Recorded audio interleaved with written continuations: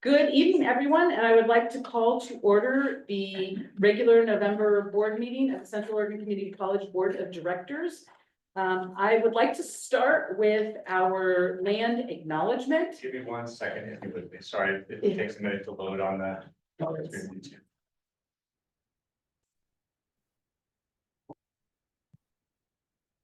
While Lucas is looking, I would just encourage anybody who has not had the opportunity to go onto our website and watch the beautiful video that folks on our campus have put together with an extended lands acknowledgement. It's really well done. Yeah, we should be good. Okay, thank you. CFCC would like to acknowledge that the beautiful land our campuses reside on are the original homes of the Wasco and the Warm Springs people. They ceded this land to the U.S. government in the Treaty of 1855. The Paiute people were forcibly moved to the Warm Springs Indian Reservation starting in 1879. It's also important to note that the Klamath Trail ran north through this region to the Great Celilo Falls trading grounds. Descendants of these original people are thriving members of our communities today. We acknowledge and thank the original stewards of this land. May we please have a roll call? Right, roll call. Got Laura Kraska Cooper. Here. Erica Scappold. Here. We've got Joe Krinowitz. Yes. We've got Alan Unger. Here. We've got Aaron Murs online. Here. Aaron Foot Morgan. Here. And Jim Porter online. Here. Fantastic. All right, are there any agenda Sorry, changes? keep going. Oh, I'm sorry. Oh, that's right. I apologize. Not just the board. Please go. That's okay. We've got Laura Chesley. Zach Boone. Here. Laura Bomey. Here. Oh, she's online. And then we've got Alicia Moore. Here. Anne Marie Hamlin. Here. Michael Lalonde. Here. Cindy Leonard. Here. Jace Glenar. Here. Emma Chaput. Here. Susie Christensen. Here. Josh Blossom. Here. Paul Taylor. Here. Kyle Matthews. Here. And Lucas Albert here. Now we're good to go. Thank you, Lucas. Are there any agenda changes? Anyone? Noting none. And I believe, Lucas, you said we don't have any public comment. No public comment. Okay. So we will move to the consent agenda. Has everyone had an opportunity to read the October minutes? Okay, do we have a motion to approve the October minutes? I so move. Second. Okay, so Joe has moved and Aaron has seconded. Is there any discussion? All those in favor, please indicate by saying aye. Or raising your hand online. Aye. Aye. All those opposed, please indicate by saying no or raising your hand if you're online. Noting none, motion carries unanimously. So that brings us to information items. And we will start with the monthly budget status. Does anyone have any questions for Michael? Or Michael, is there anything you particularly would like to bring to our attention? No, All in the packet. Any questions for him? Okay, we will move on to new hire reports. Anyone have any questions for Laura? Noting none, that brings us to the strategic plan goal update, student ready college. And so I believe we need Anne Marie and Alicia, please.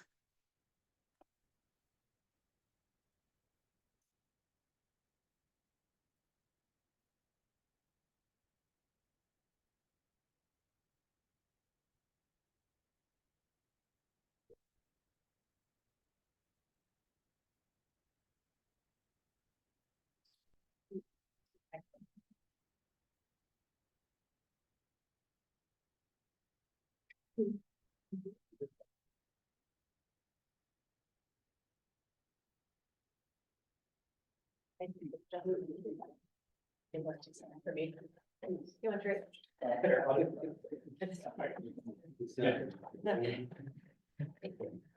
These have become like a real production. I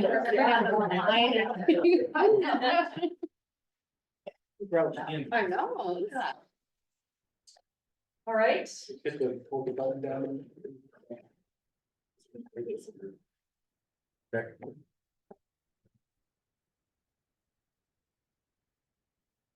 Good evening. Good to see you all. Alicia and I are in front of you tonight talking about the first of several reports you'll hear this year on our strategic plan indicators. We're beginning, of course, with the one on the student-ready college goal for our current strategic plan, 2023 through 27. As a reminder, this strategic plan has 5 major goals: students being a student-ready college, providing access, community engagement, workforce development, and college sustainability. Tonight, we are focusing on the student-ready college. And I've provided a definition for you on the slides that COCC welcomes all students by addressing their individual needs and helping them achieve their goals. So we have, for the student-ready college, several indicators that we're going to chat about tonight. Fall to winter retention, fall to fall retention, graduation rates, and transfer rates. Anne Marie, would you mind if I said a few things? Please do. In fact, we have this planned. I should think I am actually interrupting, but I wanted to take a minute to talk a little bit about some of the things we've been challenged with as we refine our indicators. There's been a lot of, we recognize the need to review them after our July presentation, and we've had some robust discussions. Believe me, you would be surprised how robust these can be. And you know, I think in some ways, that at least for me, they raise a little anxiety. You know, getting the target right. And so we focused on what does it mean to have an aspirational indicator, and that led to you know, a number of things. We discussed the fact that when we have major projects, like guided pathways that are multi-year, we may not see a lot of results until it's implemented. Because it's a multi-year intervention, if you will, if I can call it that. But we also know that we can't scientifically correlate interventions to any improvements. I mean, this is our best guess. There are too many intervening variables. I'm talking like, is that kind of sciencey? Emma, do you think? I love it. Do I sound a little You know it, sciencey? I'm a variable. Okay, those intervening variables. And so, you know, we infer we'll see improvements even if we haven't fully implemented guided pathways. And we also know that these major projects in the plan aren't the only things we do to try to improve results. I would warrant that most of our units, most years, have new things going to try to improve and ultimately improve our student outcomes. We don't report on all of those here because that would be an awful lot of time, and you know, there you go. So you know, I'll give you an example of one. Zach and his team, Brittany, have worked a lot on improving our scholarship programs. Well, we also know that scholarships, students who get scholarships have some better student outcomes, learning outcomes, and other outcomes. So, but we can't say for sure that's cause and effect, and we don't report on all those kinds of things here. So we decided after our discussion that we were going to focus on improvement every year, steady improvement every year. So that was kind of the first decision after lots of talks about how we can impact the data. The hardest decision, I think, was what does aspirational mean? And I would argue that we probably should throw out that word.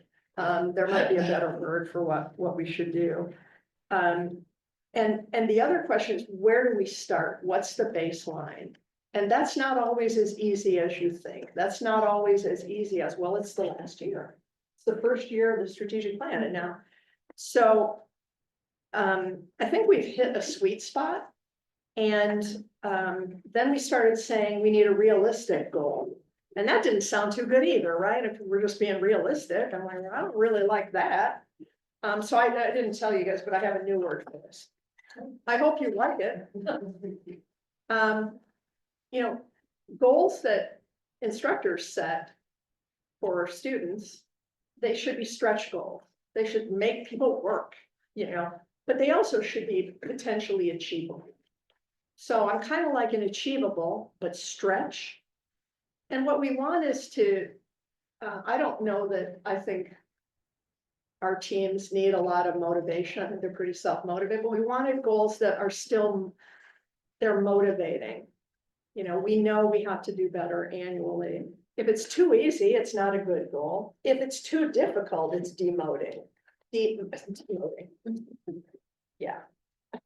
We're here with you. You heard me? Demotivating. Yeah. So I'm kind of liking stretch, achievable, motivating goals. And as you'll hear from these folks, you know, we struggle a lot with what those numbers should be. And so today, this is our best shot at this point. So you didn't know I talked that long, did you? You did a great job. Thanks. Thank you very much. All right, so I'm going to start us off with that intro, looking at one of our first of our 4 indicators, and that's our fall to winter term retention rates.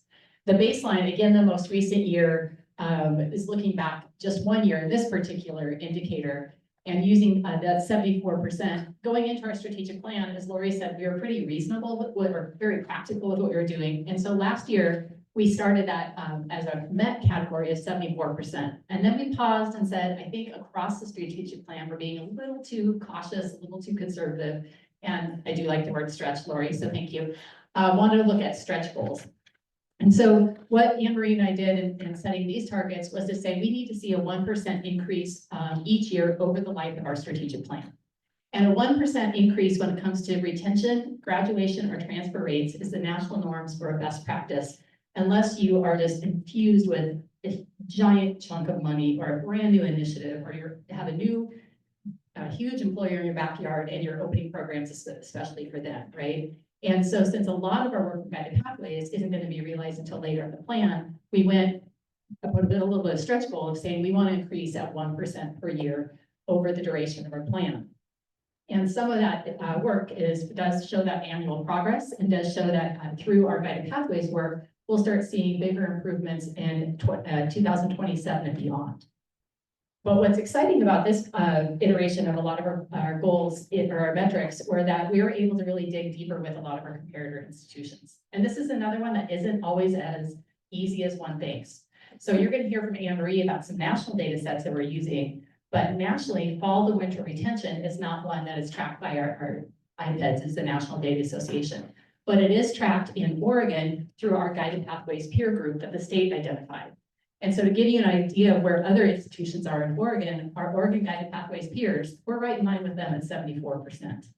When we break that data down, overall COCC is higher with compared to our peers, including emphasis on our bilingual population, our Pell students, and our first generation students. But for adult learners, we tend to be inconsistent over the last few years. Some years were higher, some years were less, right? So looking at that as a peer group to kind of say, how are we benchmarking ourselves against those that are similar to us in size, type of academic offerings, funding, that sort of thing. That's another influence into the fall to winter retention rate. Can I start here and ask a question? See if my memory's correct. The reason, there were a couple of reasons we chose a baseline of 74. One was, that was last year's. The other was, it was our Oregon peers. But also, wasn't 74 kind of an outlier for us? It was actually higher than our past few years, our Yeah. fall to winter retention. Markedly, and we're not sure. Not 100% sure why, again, to that correlation piece, but it does show some of the work that we put into play from our last Title III work. Okay. And you'll see that in some of our other metrics act really similar to this, where we were pretty steady for a whole lot of years. And then last year or two had a high watermark type of piece. But knowing that we were able to achieve that, we want to continue that progress going forward. The next one we're looking at is fall retention rates, right? And so our baseline here, Our baseline year here is looking at a 53% retention rate. So this is students who come to us one fall and are here the following fall. And we know because of the nature of our programs, we will never hit 100%, right? Because a lot of our programs are one-year certificate programs. And so those students won't help us add up to 100%. We also know we have very high transfer rates, and Anne Marie's going to share that with you in just a minute. So we know some of our students move on and are still successful, just in a different institution. Alicia, can I ask a question? Yeah. When you're calculating this, because I imagine there are a lot of things you can do. We always talk about number of students versus full-time students. So do you use this as credit hours, or do you use this as bodies, or do you use this as full-time students, or how do you compare year to year? Great question. So this is purely based on head count. So a physical person returning the next year, they could be 12 credits one year and 1 credit the next. But it does now, so this is when we do compare nationally. This only counts full-time, first time ever in college students. Okay. So it doesn't necessarily represent the totality of our population. It does give us a national comparator to help benchmark ourselves. And so jumping ahead to that piece a little bit is looking at, well, jump here, right here, down to this piece right here. IPEDS is the national database that all college and universities report stats information, financial data, physical facility information, enrollment data on. And one of the things we know that we were able to do through some work through our brilliant institutional effectiveness team was to say, let's find institutions who are across the US who are very similar to us. And so through work through SLT, we identified all of these different parameters, came up with 14 institutions. So that's a lot. We need to narrow that a little bit. So we narrow that to more to find people at the same program mix that we did, same geographic size that we're serving, similar budgets, that kind of thing, and came up with 5 institutions. We actually came up with 6, but one was in trouble with accreditation, so we took them off our list. And so when we look at that peer group, we're right about the same place as our national peers. When we look at all Oregon community colleges, they're at 37%. And we look at our guided pathways peers, they're at 51% for fall to fall retention.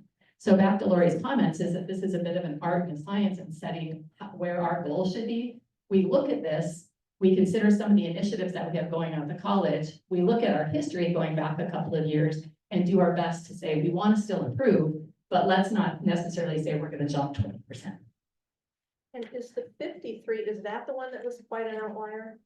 53. Or am I misremembering? 53 is a little bit of an outlier. It was 53% the last time this was measured, and then the years before was 51, really consistently before that. Any questions on the fall to fall or IPEDS, that comparator set? The comparator set is an interesting piece too. That is a requirement, just giving you a plug for 2 years from now when we have our accreditation visit, that our accreditors do ask us to ensure that we have some sort of comparison group and to explain the rationale behind that.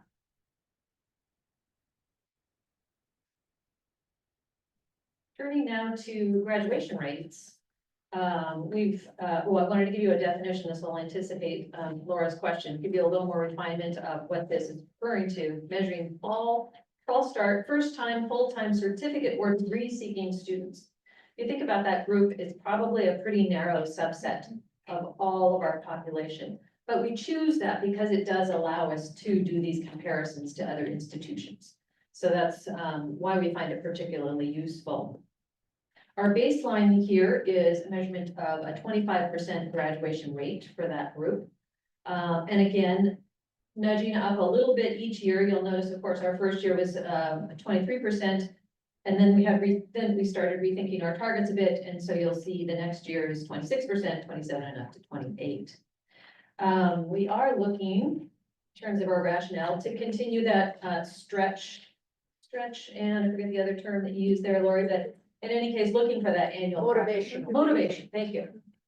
So we do think this is both realistic and a bit of a stretch for us, given the comparator numbers that we've been looking at, and as well as what we know about what it takes. And Alicia mentioned this earlier, to really move the needle on some of these numbers, on some of these targets, because of the amount of money and effort that it would take to get us there. In terms of our peer institutions, our Oregon comparators are at 22%, so we're slightly above them. Our IPEDS, or our national comparators, that small group that Alicia was talking about, is at 32%. That's a pretty big difference that you'll note. Since we're new to using these numbers and these data, we're beginning to figure that out. And we hope in the process of working on this, we'll begin to understand a little bit why our numbers are so different than the ones at the national level. And what we'll start doing in this upcoming year, so we have the iPads data that we get from the national, I think it's Department of Education who puts it out. And it's purely just numbers, but we don't know the why behind it. So one of the things we want to do in the coming year is start some interinstitutional data agreements with each of these institutions to get information that we want that may not be included in iPads, and start to figure out the why, especially when you see gaps in their graduation rates versus ours. And the state of Oregon, right? I mean, Mhm. yes. Yeah, is state funding wildly different, and they might be funded differently, that helps promote that, yeah. And it it really is is everywhere. Oregon is in the lower end of states for funding of higher ed. I do have one question. Yes. Could you Sorry. explain, my granite brain is pretty thick, but could you tell me what, under 23-24, met, almost met, not met, the 23, what are those numbers telling me, percentages? You want to look it up? Yeah, so what we did, Joe, is we set 3 different tiers for ourselves. We said, we're meeting our target if it's at 23% or higher. We're almost meeting at 21 to 23%.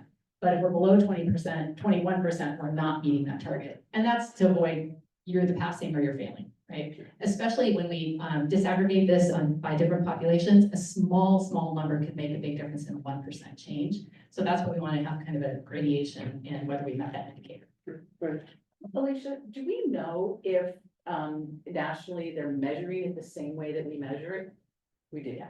Anytime you'll see us when we say iPads, we're all required to measure the exact same way. All the same rules, same carve outs, all. Yeah, right. That definition that I provided That you, gives us the parameters for who we're looking at.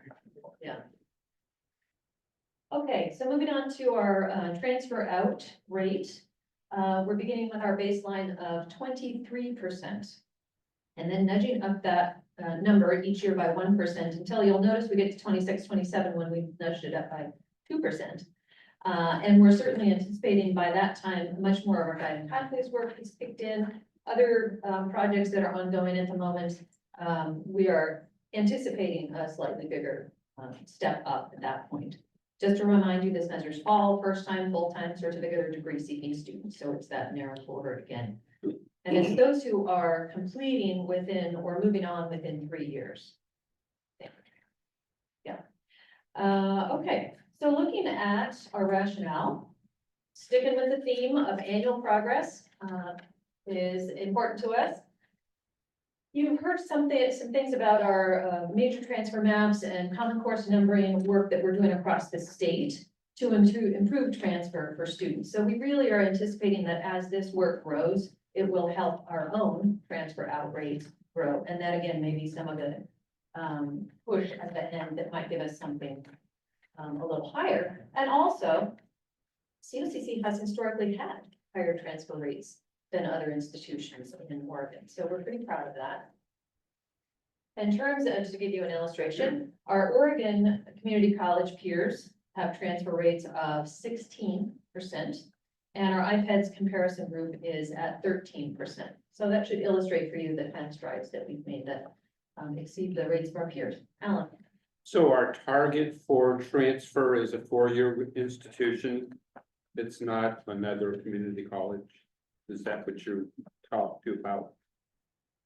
Yeah, it's transfer out anywhere. Yeah. Right. Anyway, And so part of that is this concept of defining success broader than graduation. And so there's a national movement called the Voluntary Framework for Accountability that takes a 6-year look back and says, where are your students now? Did they graduate? Are they still enrolled with you? Did they graduate with you? Are they enrolled somewhere else, 2-year or 4-year? Did they graduate somewhere else?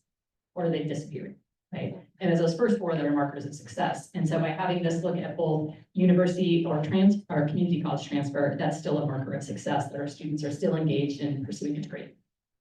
but if they, and I don't know if this is true, if they transfer to, let's say Base X has got a program that you could transfer to and then achieve a certification, does that count? No, this only counts colleges and universities, accredited colleges and universities that report to the Department of Education. Any further questions on targets. Okay. So we wanted to talk a little bit about the projects, the action projects that are in place that we think will help us reach some of these goals. Beginning with, we only have two in the Student Ready College area, and they are guided pathways and the adult student recruitment and retention goal. So we'll talk a little bit more about each of these. Beginning with guided pathways. So guided pathways, as a reminder for you, is an all-college inclusive systematic look and change in how we set up basically the route by which a student would travel through their academic journey at the college. We're helping them complete their programs that are aligned with their career and education goals, whether that's a certificate or completion at the end or transfer to another institution. We want to help clarify that path so students can see where they might want to go. Help them choose a path early in their time at the college and then stay on that path through the careful planning that is done through a variety of means. And then we want to make sure that they're learning on that path. So our assessment work is important there. That's the sort of guided pathways 1.0 model. And we have really embraced the 2.0 model, which incorporates this ask, connect, inspire, and plan set of ideas. So as soon as we reach out to students or students reach out to us, we begin asking them about their interests and their goals and their skills, and try and help them find where they want to go. This in particular, if they are explorators, as we call them. We want to then connect them to their instructors, their peers in the program, employers who might be anxious to or eager to hire them after they've completed those programs, and connect them with both the institution and the professions that are the large professions around them. We hope to inspire them with really exciting classes that keep them engaged and keep them curious and exploring. And then, of course, we want to make sure that they have a plan, that they're moving well along that plan. And that involves some pretty intensive work one-on-one with advisors and faculty to help them stay on that path. So some specific elements of guided pathways that I want to mention. New student onboarding is something that we're working with, sort of revamping how students first encounter us. And that's the point at which we want to start asking them about their interests and getting them set on a plan. Admitted student communication. So as soon as they are accepted, we begin communicating with them in a variety of ways. And we want all of those communications to be wrapped around the concept of pathways. And they would be specific to the particular pathways students have chosen. Is this going to replace or just kind of augment? I mean, how are we going to integrate this with what we did with our last big grant on the first year experience? Is this gonna replace some of what we done, or are we gonna be able to kind of integrate it, or? I would call it an evolution of what we all have already established. So we did good work. We're not abandoning that at all. But this is kind of taking it to a new level. That's more organized around these. Because I kinds just of see new pathways. student onboarding and Yeah. admitted students, Yep, we've you know, done that. it's along that Yeah. lines of what we had already. Yeah, this is just a refinement of what we've been doing. Thank you. Yeah. New student orientation. So once students are on board and they're coming to COCC, let's engage them in an orientation that might even be their path, right? Are you interested in STEM? Let's onboard you in ways that you can understand some of the exciting things that might be happening in that particular set of fields. Same with career and academic advising. We have both professional and faculty advisors and mentors who are going to work with those students along the way, and we're in the process of designing what that looks like. And then finally, work with trailhead courses. And this is creating and redesigning courses that can serve as those inspirational courses that students would probably take early in their time at COCC, get them excited about what they're learning and what they might move toward. Emma Shipwood is one of the leads on the team that's designing those trailhead courses, along with one of our deans, Jessica Giglio, who's not here tonight. So those are some of the projects related to guided pathways. I think you're talking about sporting. Yeah.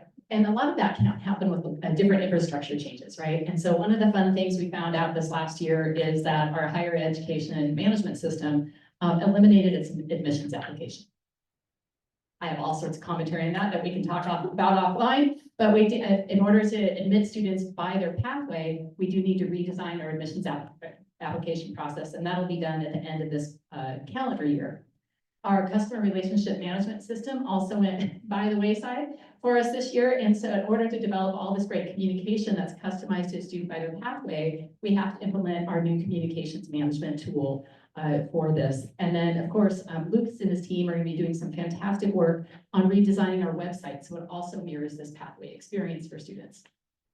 The reason some of this stuff has to happen first to make this work is we opened our admissions application this month, actually last month, it's in October, for fall of 25. So in October of 25, for us to go live with guided pathways in fall of 26, we opened our admissions application in fall of 25 because students started applying by that time. 30% of our students apply for admission in the first 2 months that we open that up for the following year. So the lag time in getting guided pathways launched really depends on having much of this work done a year prior to actually flipping the switch on some of that work. And then with that, the goal is to have a fall of 2026 launch across all these different systems and be ready to transform the student experience. Can I, just jump in here a little bit? I mean, particularly, in Guided Pathways 1.0, there's a lot of natural research that shows the sooner a student identifies their career or their major or their program, the more likely they are to persist and complete. And the more clear what they have to do to reach that goal is, and the less noise that's in that, in that path, the more likely they are to complete. It is not, it's not such a great thing to let students be undecided forever and ever. It sounds like, hey, you can experiment and try a lot of different things. Well, if you've got time and money, great. But if you don't, that's not a good thing. So I just felt like I could say that maybe more bluntly. No, I think it's great. And many of you have heard me say before that our largest major at COCC is undecided exploratory, right? And so it's 50% of our students apply and declare that as their major. And many of our students graduate with that as their major. So if we can help them narrow to a career choice what they might want to be, and whether that means they can finish a degree with us or transfer somewhere to get the credentials they need for that career, the better off they're going to be. And then Anne raising my experience in talking with other guided pathway schools who've been at this for 6, 7, 8 years is their graduation rates tend to go through the roof. Pretty like 10, 15, 20 plus percentage points. Can't guarantee that's where we're going to be because I don't know where they started from, right? But that is a byproduct of this work. It's intent to help students to clarify their path and get on that path and ensure that they learn along that pathway. I'll just add one other thing to this. You may notice that with the list of items we have here, possibly with the exception of the trailhead courses, which are very faculty intensive, this has all been sort of the first part, the infrastructural part of our work for guided pathways. And what we're beginning to think about now and will shift toward this year is engaging faculty with the task of thinking, okay, what are faculty-student interactions like? What are classrooms looking like? And how do we engage students, in particular with that Ask and Connect aspect of Guided Pathways 2.0? So we're beginning the process of designing what that would look like and how faculty are engaged with that. And also throw out amongst these work groups, much like the Title III grant that Laura mentioned earlier, just amongst these work groups, there's easily, I'm going to guess 70 plus, 80 plus people involved in helping with this from across the college. It's pretty fantastic. How common is Guided Pathways across the country for community college? Well, Guided Pathways is started in Oregon, and as we like to say at COCC, for a long time we thought it was an urban legend. So we're about the last cohort to sign on with 3 other colleges. So it is statewide in Oregon now. Nationally, I'm gonna guess. It is, it's been considered best practice, research supported practice, at least for 8 years, at least.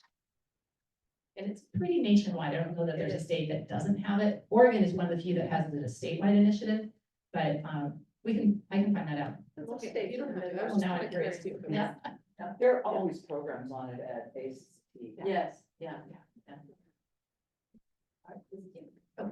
Adult student recruitment and retention. So when Michael and I presented earlier this year on the new state funding formula, you remember that, recall that adult learners was one of the prioritized populations for the state. And so as part of that, we wanted to prioritize that within our strategic plan, and that became one of our action item, or our action project teams, was to look at our recruitment and retention practice of adult learners. And adult learners is defined as students who are 25 years or older, right? That's a national definition. We sent a team to a statewide meeting after every community college in Oregon administered an adult learner survey. We had that wonderful 1.8% response rate for that one, right? Do you remember that? The highest in the state was only like 4.2. So, it was a statewide challenge.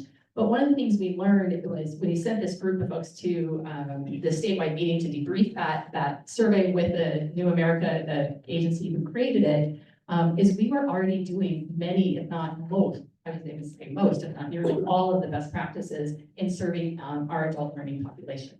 So Cindy was part of that team. It also included Tyler as our Dean of Enrollment Management, Amy from Marketing and Public Relations, Brianna from Financial Aid, and Andrew from our Dean of Student Engagement. And this is just a quick review of what some of the work that came out of the conference that we're already doing. And so one of the things we said is we may not have as much activity around this lines as you might see in some of our other action project teams, because we're already doing really well with this population. And you'll see some of that reflected in the enrollment report we share in just a little bit. Beyond those action projects, there are many things that we do at COCC that should help us achieve our goals. And we'll just mention a few of those here. I mentioned earlier the statewide work with Common Course numbering and major transfer maps. That will help students across the state. And we certainly anticipate that our participation in that will help see some gains there as well. Other work that we're also doing in terms of expanding our College Now connections, our Office of High School Partnerships has really been doing good work, reaching out to our high schools, connecting and seeing what we can offer that we don't already offer, what they're very interested in, how we can help them grow their programs.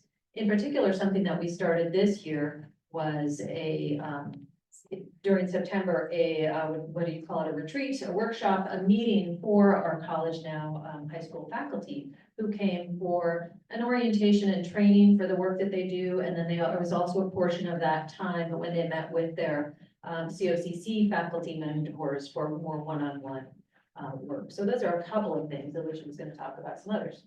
Yeah, the last two we wanted to share, you've heard a lot about our basic needs support and expansion of those services through our food bank, our clothing connection, benefits navigator, those types of pieces. And recently had a couple donations in regards to some of our emergency funds. So that basic needs to help students ensure that they're in a healthy place to learn has been a huge piece of some of those additional strategies. More recently, we've also spent some time applying for the federal TRIO grants, which are intensive wraparound support services typically aimed at low-income or first-generation students. And TRIO is a national set of 7 different programs that give those wraparound support services in a low employee to student ratio. So for example, our academic advisors carry a caseload of about 350 students, our full-time advisors. This requires a 1 to 125 student ratio. So much smaller, much more intensive, lots more coaching. And so we applied for our first of those grants this last spring, and we'll find out next summer if we got that grant. And we're in the process of applying for 2 more of those TRIO grants to really target specialty populations, all with the intent of trying to increase some of the metrics we shared with you at the very beginning. So, yeah, So go for it. Question about SNAP employment and training. There was a session at ACCT about reimbursement through that program. Do we do that? So the program Erin's referring to, we call it STEP. And detailed questions, Andrew managed that program for the last 1.5 years or a couple of years, so he might have to chime in here. But it's for SNAP benefit eligible students who are in our career and technical education programs. They get wraparound coaching and support, as well as reimbursement for dollar assistance for various basic needs. we then get reimbursed for a certain portion of the time that the college commits towards that. And so we are now, Andrew, surveying about how many students in that program, if you remember? 60 some odd students in that program. Yeah, that's right. So it's a targeted niche for sure, but it's a population that definitely could use some greater assistance. And it's only been in the recent, say, 6-7 years that SNAP benefit individuals are able to pursue higher education. So it's a great need there. Any other questions around indicators or any of the action projects or the other work we're doing to help in our student ready goal? So I know that we have our numbers, and of course, the national iPad, is there gonna be a point where you're gonna hit that percentage or that goal? When you know you got the best you can, I guess I go to the point where you're going to go an extra 10 miles an hour faster above 200 miles an hour, it takes you another 500 horses to do it. When do we know that we cannot put any more horses behind that jump? Is there gonna be a point where you evaluate that, so we're not spinning our wheels? Great question. And I would say, I would love to hit that point, but I think we have ways to go right now, especially when you look at graduation rates that are in the mid 20-ish% or so. If we all of a sudden are far outpacing our national peers and are far outpacing our state of Oregon colleagues, we would definitely maybe take a look and say, is there more we could or should be doing, or should we reevaluate this goal and look at a different type of student success metric that's more localized to COCC? I just don't see us getting anywhere near putting this on a shelf. Nationally, the numbers are pretty dismal, candidly, and there are a lot of reasons why that is. There are, but you just kind of keep chipping away at it. Yeah, 20 graduation rates in the 20%. That's just not good. And the other piece I would add with this, that, Bryn, our director of institutional effectiveness, always calls these indicators kind of your heartbeat indicators. Do you still have a heartbeat?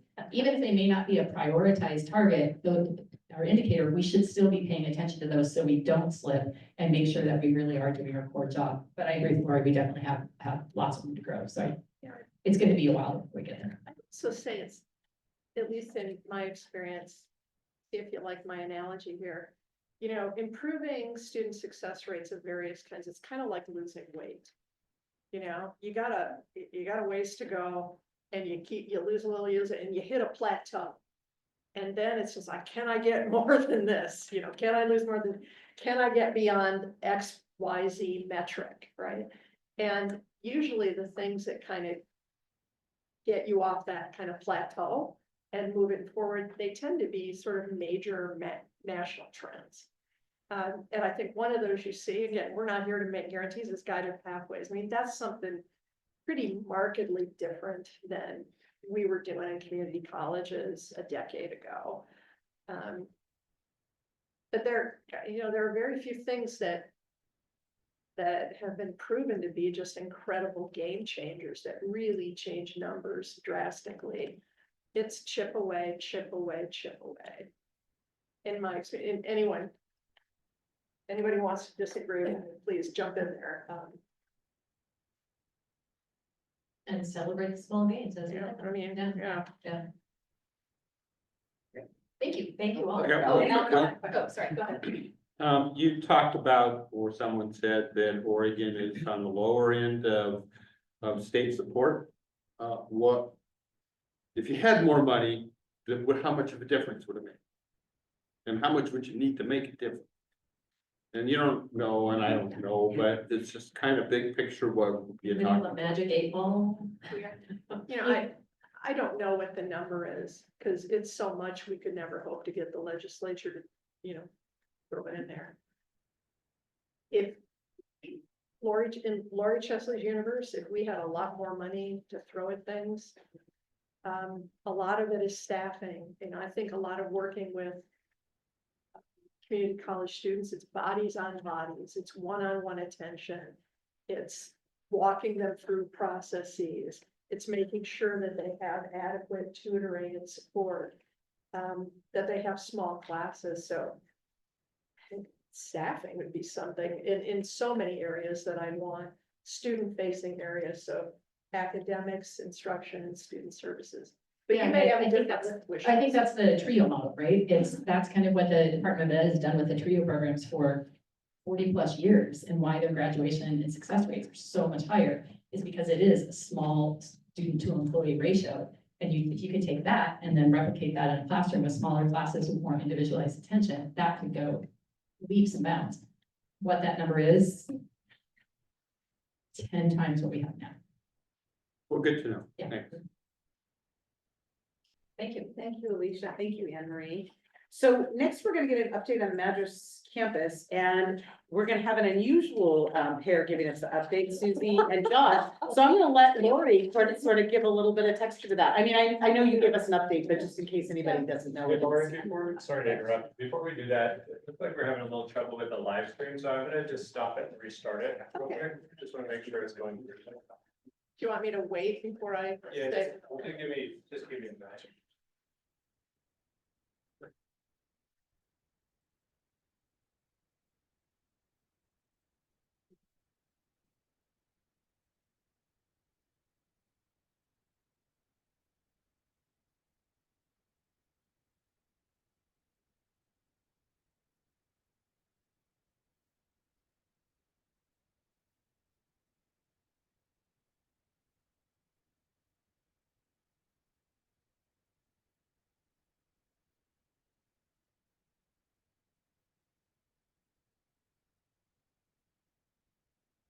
Fine. We could have all the money from the state that we wanted. What would you want?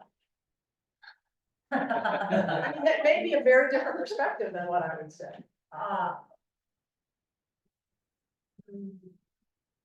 And if you say I don't want to be put on the spot. Deer Ridge focused or broadly? Broad. Okay. I'm probably pretty Deer Ridge focused at the moment, and so I would say, support an expansion of the pilot program that has laptops and Canvas available for students at Snake River and Coffee Creek correctional facilities, so that our students could have technology. But the other really critical component that I see for student support is the basic needs, and that just the number, we all know so much of what we do is beyond teaching.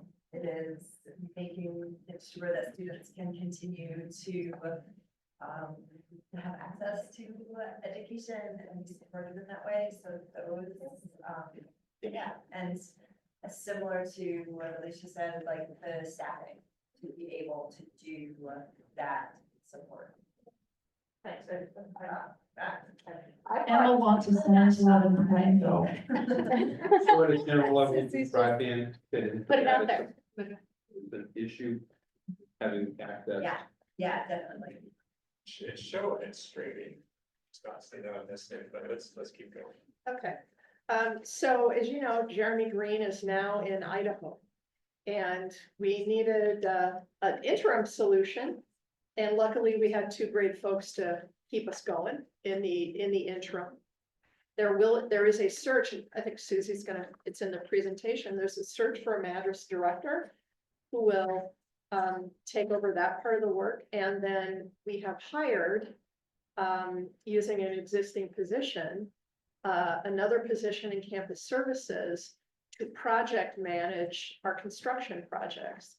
Not just Madras, that's obviously job one, but the MATC. I suspect we'll have other deferred maintenance, major projects, and, we can use some help there too. So,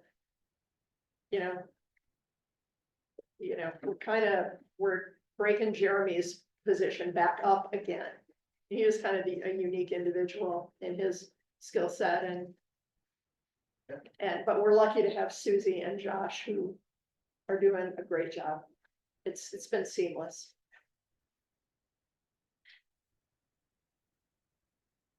Okay, so we're gonna talk a little bit about the what's happening on the Madras campus.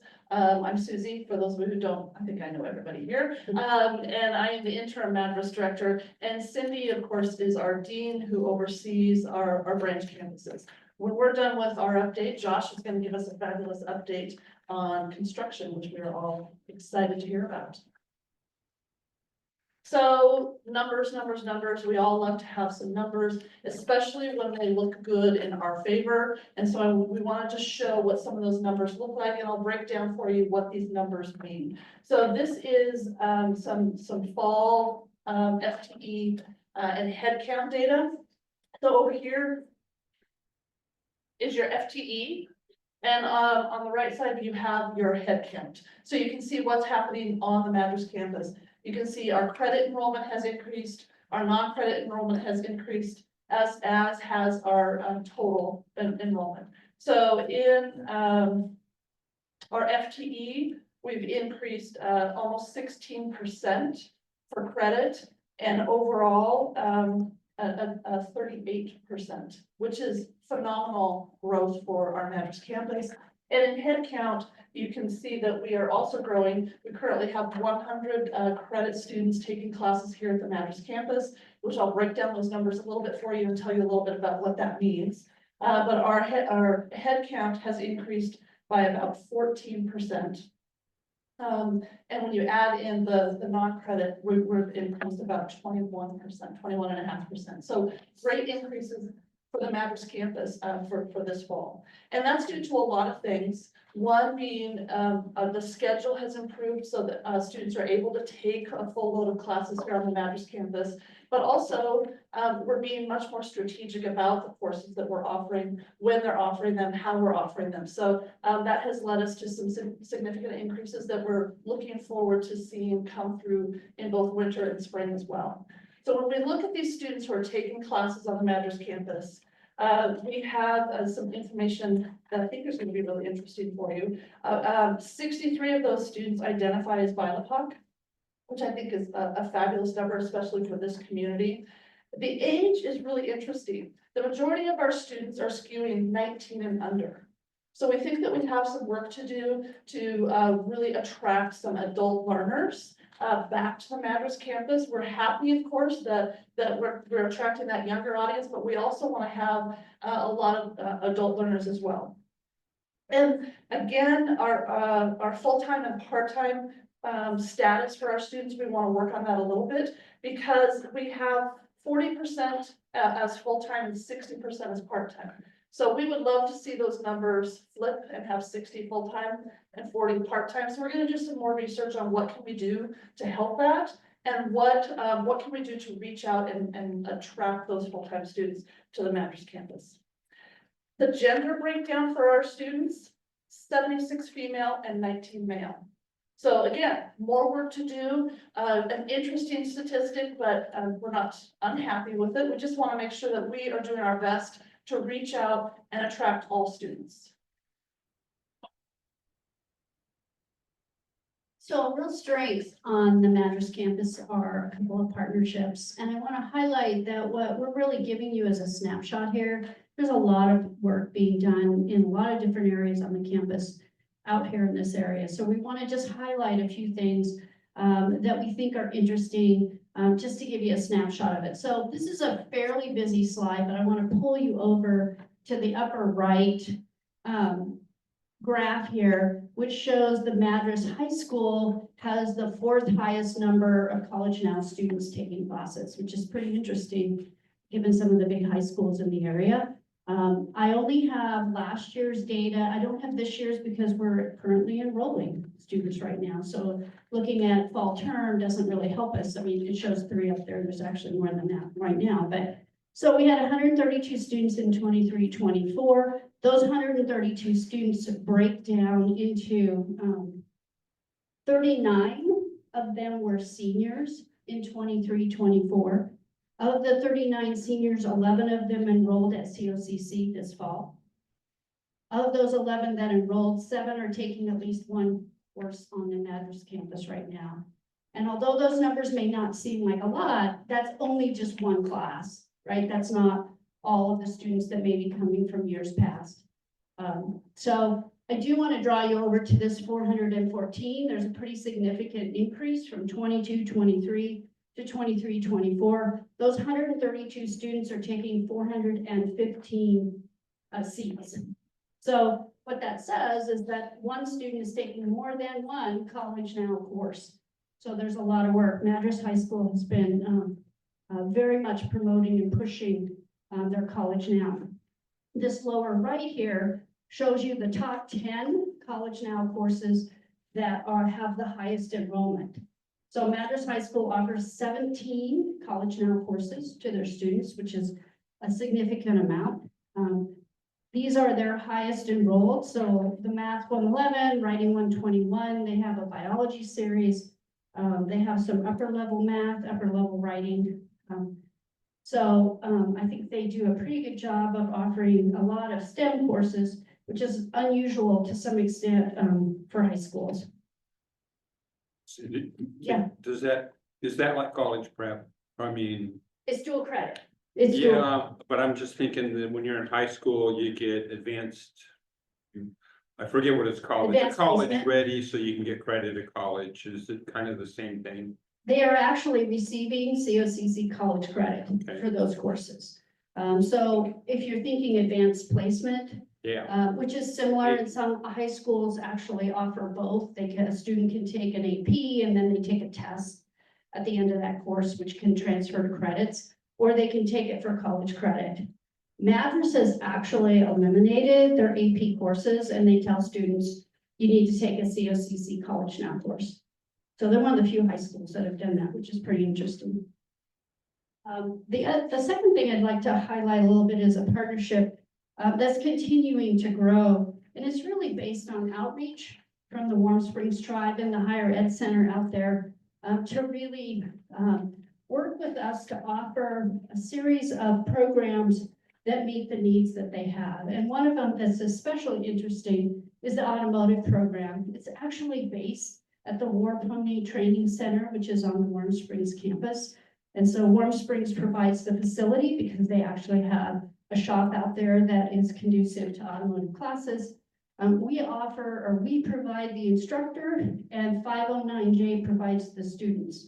So they bus high school students out to the training center to take automotive courses. They do that over a course of 2 years, and then and we haven't completed those 2 years. We've only been offering this for a couple of terms, but they will complete an automotive basic skills certificate, which will allow them to either go out into the workforce or to come into one of our COCC programs with some credit. So it's a very exciting program that we have out there, and one that has been described as a need by both Madras and Warm Springs.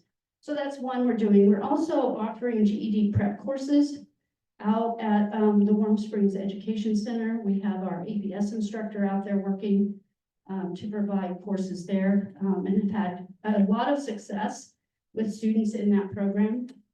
And the third one is the ECE education courses we offer, particularly in the winter. We offer ECE classes out at their Early Childhood Ed Center so that their employees can be certified and continue to operate in their ECE program. So we have a number of newer programs that we've been really growing in the last couple of years, and I think they're very exciting, and we'll continue to work with those partnerships.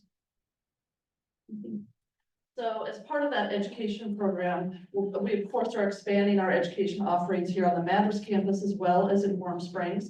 And so just some thoughts about what we're doing in the education realm. We have a full-time instructor here in Madras now, which is amazing, that we're able to offer that to our students here in Madras. We have increased our advising, including academic advising in Spanish. We are increasing those high school pathways because we do have a part-time instructor in the high schools as well. So that pathway from high school to college is becoming stronger.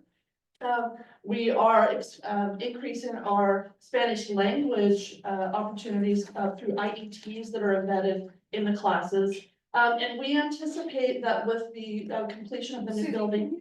Tell us what IET stands for. Yes, integrated educational. Yeah, it's an integrated education and training. So it's a model of an ABS instructor supporting the CTE program. So We use a lot of acronyms, so. we do. Thank you for calling us on that. And we anticipate that with the new building completion and the ability to expand that program, that we will double the enrollment at our Madras campus within the education and ECE programs. And that number currently stands at 24 students. And then, of course, we're going to have some new programs, as we've heard about. And I know you've heard about these programs quite a few times, so I'm not going to go in depth with each of them. But we have 3 new programs that will begin with our brand new facility when it opens.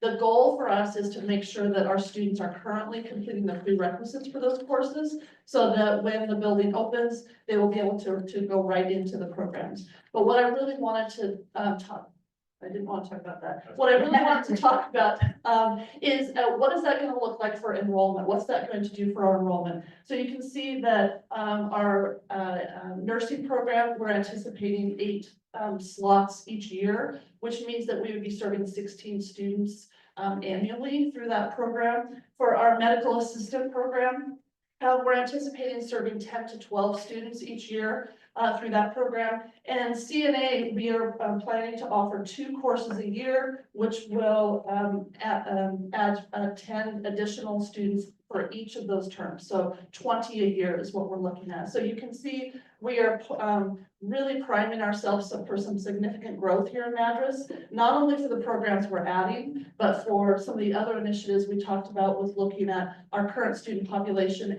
and how can we grow that and how can we stabilize some of those areas that need some stabilization. And the last one is wanted to talk about our new Madras campus director, which we're currently in process of hiring. The job has been posted. The hiring committee has been selected, and we are of course coming into a season of holidays. So we are anticipating that will affect our search a little bit, but we're going to do interviews via Zoom and in person here on the Madras campus in December and early January. I'm hopeful to hire a new director that would start in February. What's the makeup of the community? The committee is made up of faculty, classified staff, administrators, and a representative from 509J.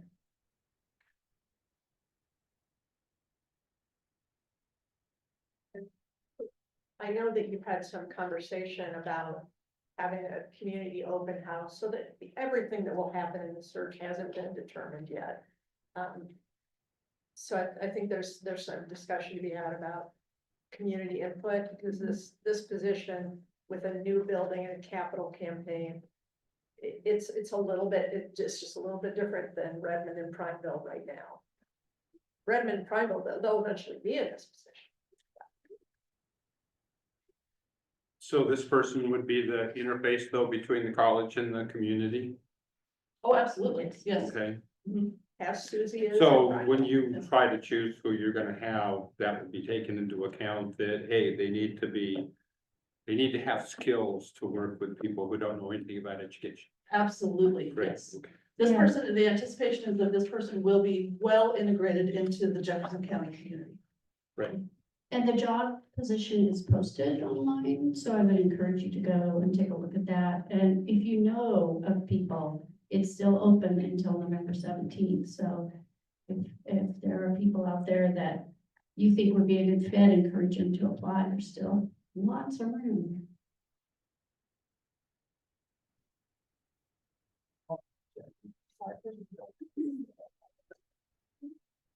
So I'm Josh Clausen, the Director of Campus Services.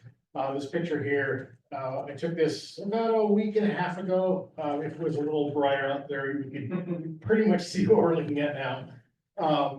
As far as the construction is going, we're actually going very well. With Jeremy Green leaving, he was really my right-hand person, being here all the time, being able to coordinate everything that was happening here. He will obviously be missed, but I'm super happy for his next chapter in life that he's going to do. That being said, I've rarely wrapped up my presence here at at the job shack. We've been, having daily meetings with the architects, the general contractor, the subcontractors. Going through, RFIs, requests for information, working through, architectural things as they pop up. Really trying to keep this project, going and to the level of, constructability and finish and everything else that we expect to see in COCC buildings. Anyway, one more slide. And so with Jeremy leaving, we actually had kind of a unique situation where we need to hire a project manager. And so we came up with an idea that maybe we return that position to campus services. That they'll work on, we're already doing facilities. It made sense to bring that under our umbrella. And we had somebody who was applying for our assistant director of grounds and custodial already. He actually really fit the bill for this, and so we kind of grabbed him out of the pool and said, hey, would you consider something else? And so we formed an evaluation committee. Michael Lawn, myself, Amy Ward, and we spent a lot of time with him, really talking about his experience, his wanting to move to Central Oregon. That was this was the second time he had applied to a job because he just really wanted to come work for COCC. He worked for Anderson Construction up in Portland and just finished up a $94 million project. And so the timing was perfect. And so he actually started yesterday. And he's doing great. He's doing really well. He's done this much. Oh, I didn't want to shell shock him right out the gate. So he's living in a motel. He is, yeah, he's actually loading up this weekend, loading up a moving van to come down here permanently. So his duties will include contract administration, budget management, project coordination, communication management, resource management. He will pretty much be our boots on the ground here in Madras every day and coordinating with me on a daily basis. And I attend almost every meeting.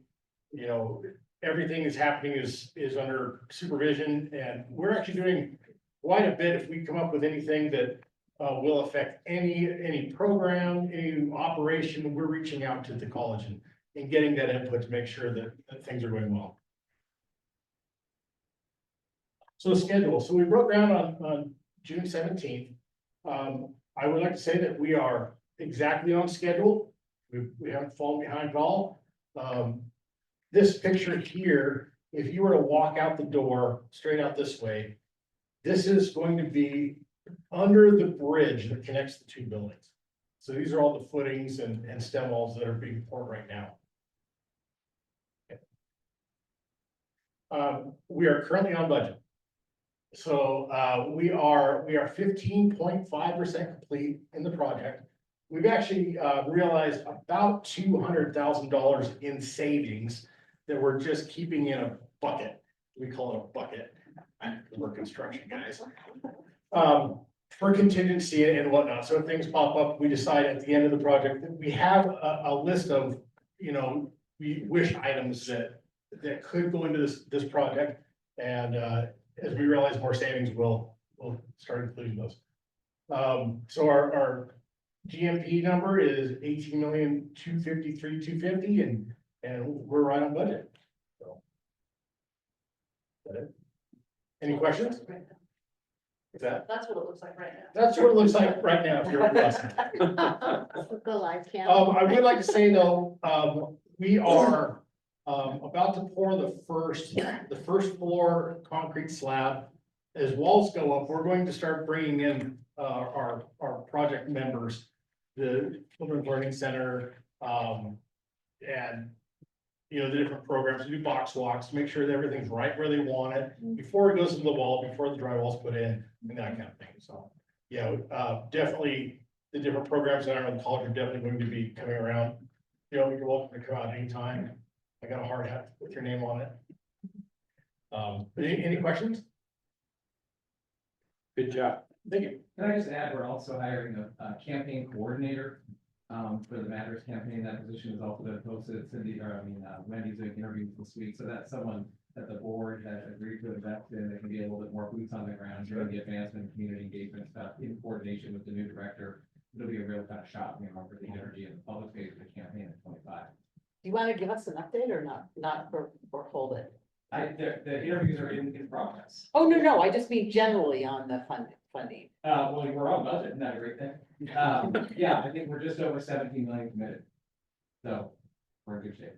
But we've got about 3.5 left to go, and that's why 25, 26 are really the big public phase of the campaign. Fabulous. Yeah. Good job. Any questions? Well, thank you very much, Cindy and Susie and Josh. We appreciate you guys. Isn't it nice that people can share matters? So, I believe that, that brings us to our Deer Ridge update and.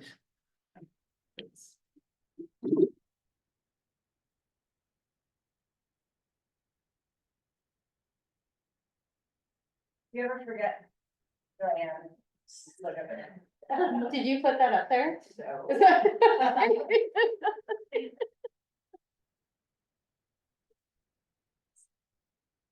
They'll just appear places. No, seriously, I actually had somebody, I was in Prineville a couple of weeks ago in the lab doing some work, and somebody walked by and this.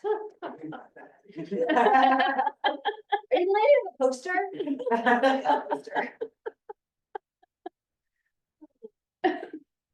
Hello, I'm Jay Sklenar. I'm Central Oregon Community College's Director of Corrections Education out of Deer Ridge Correctional Institution. And my name is Emma Shiput. I am a professor of biology here at COCC. So we're here to talk about our 3 great programs that we have out at Deer Ridge. Currently, we have an Adult Basic Skills GED program, a welding 1-year certificate of completion, and our new Associates of Arts Oregon transfer degree. So to get started, we'll talk about our Adult Basic Skills GED program. This is fully funded by the Oregon Department of Corrections. We have 6 full-time COCC staff members working at Deer Ridge. Myself, the Director of Corrections, we have 2 ABS faculty members. We have our own Pearson VUE testing coordinator, which really helps out with our testing because our students can test right there, right next to their classroom. Our testing coordinator can get to know our students. We can make accommodations that we need to for our students. We also have an administrative assistant, a computer lab specialist that we share with our college program. And then we also hire 30 to 35 AIC tutors. AIC is adults in custody. It used to be called inmates, now they call them AICs, or adults in custody. So these tutors work one-on-one with our students. So our students all work at their own pace, one-on-one with one of the tutors. They get to pick which subject they want to work on, and they put all of their focus on either math, social studies, science, or language arts. They complete that topic, and then they move on to the next one. So all our students are working at their own pace.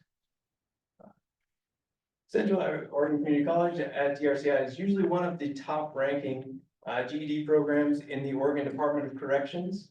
Last year, the 2023-24 school year, we served 183 GED students. Out of our GED students, 58 students completed their GED at Deer Ridge last year. So according to our contract, our GED students, so students that enter the program at about an 8th grade level, we are contracted to have 42% of our students complete their GED. And at the end of the school year last year, 63.6% of them completed their GED. For our Adult Basic Skills program, so students entering the program with COCC scores below 8th grade, we're looking at their level gains. Are they progressing throughout the year? So about every 10 weeks, they retake the COCC test in math and reading, and we're looking to see their gains.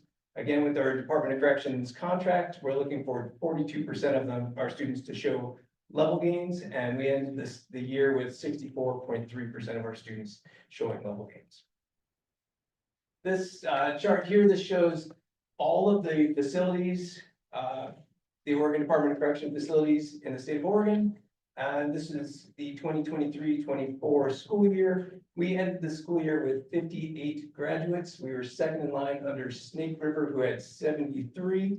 Snake River is more than 3 times our size. So just to show, and so is OSP is bigger than us. Quite a few of the institutions are quite a bit larger than we are, but our program is very student focused and we do a great job with our graduation rate. This year so far, this was a slide from 2 weeks ago. We're at the top of the line here with 23. Actually, we had a graduate last week and another graduate this week, or actually today. So we're at 25 graduates. So we're leading the state right now.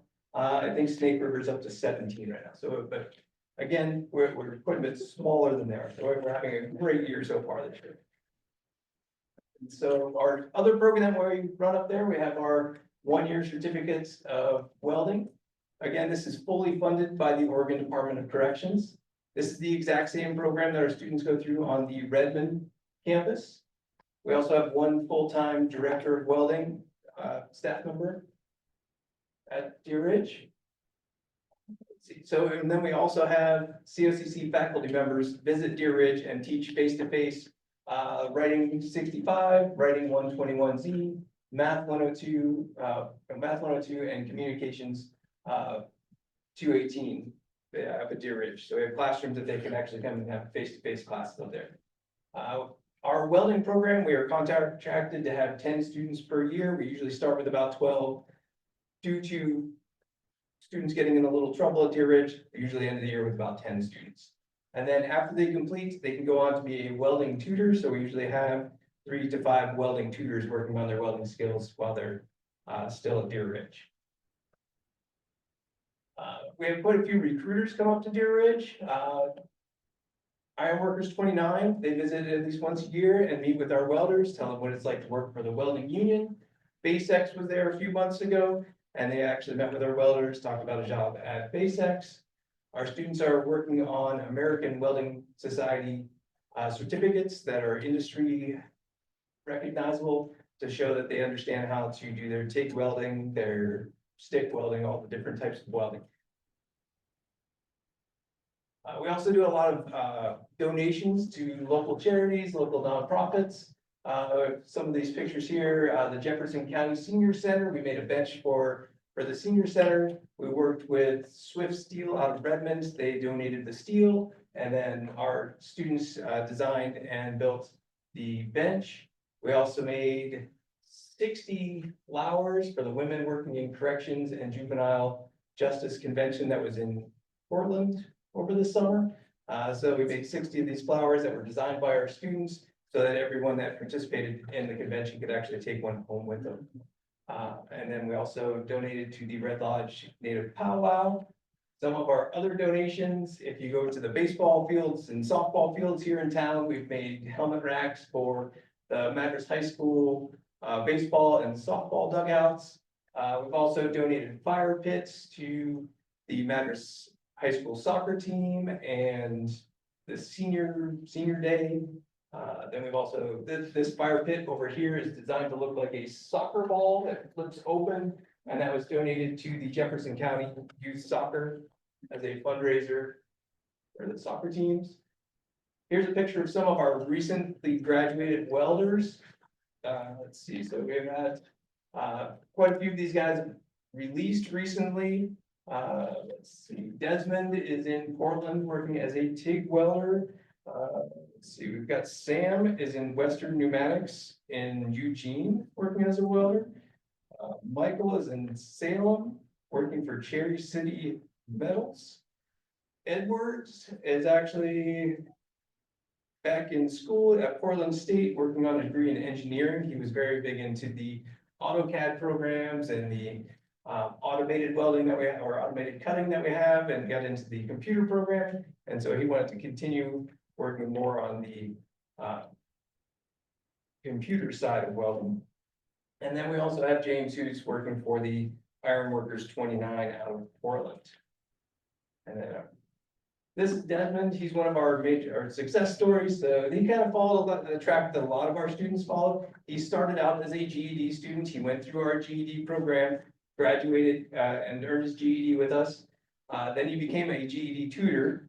worked with us for a while as a GED tutor, entered the welding program, graduated the welding program with honors.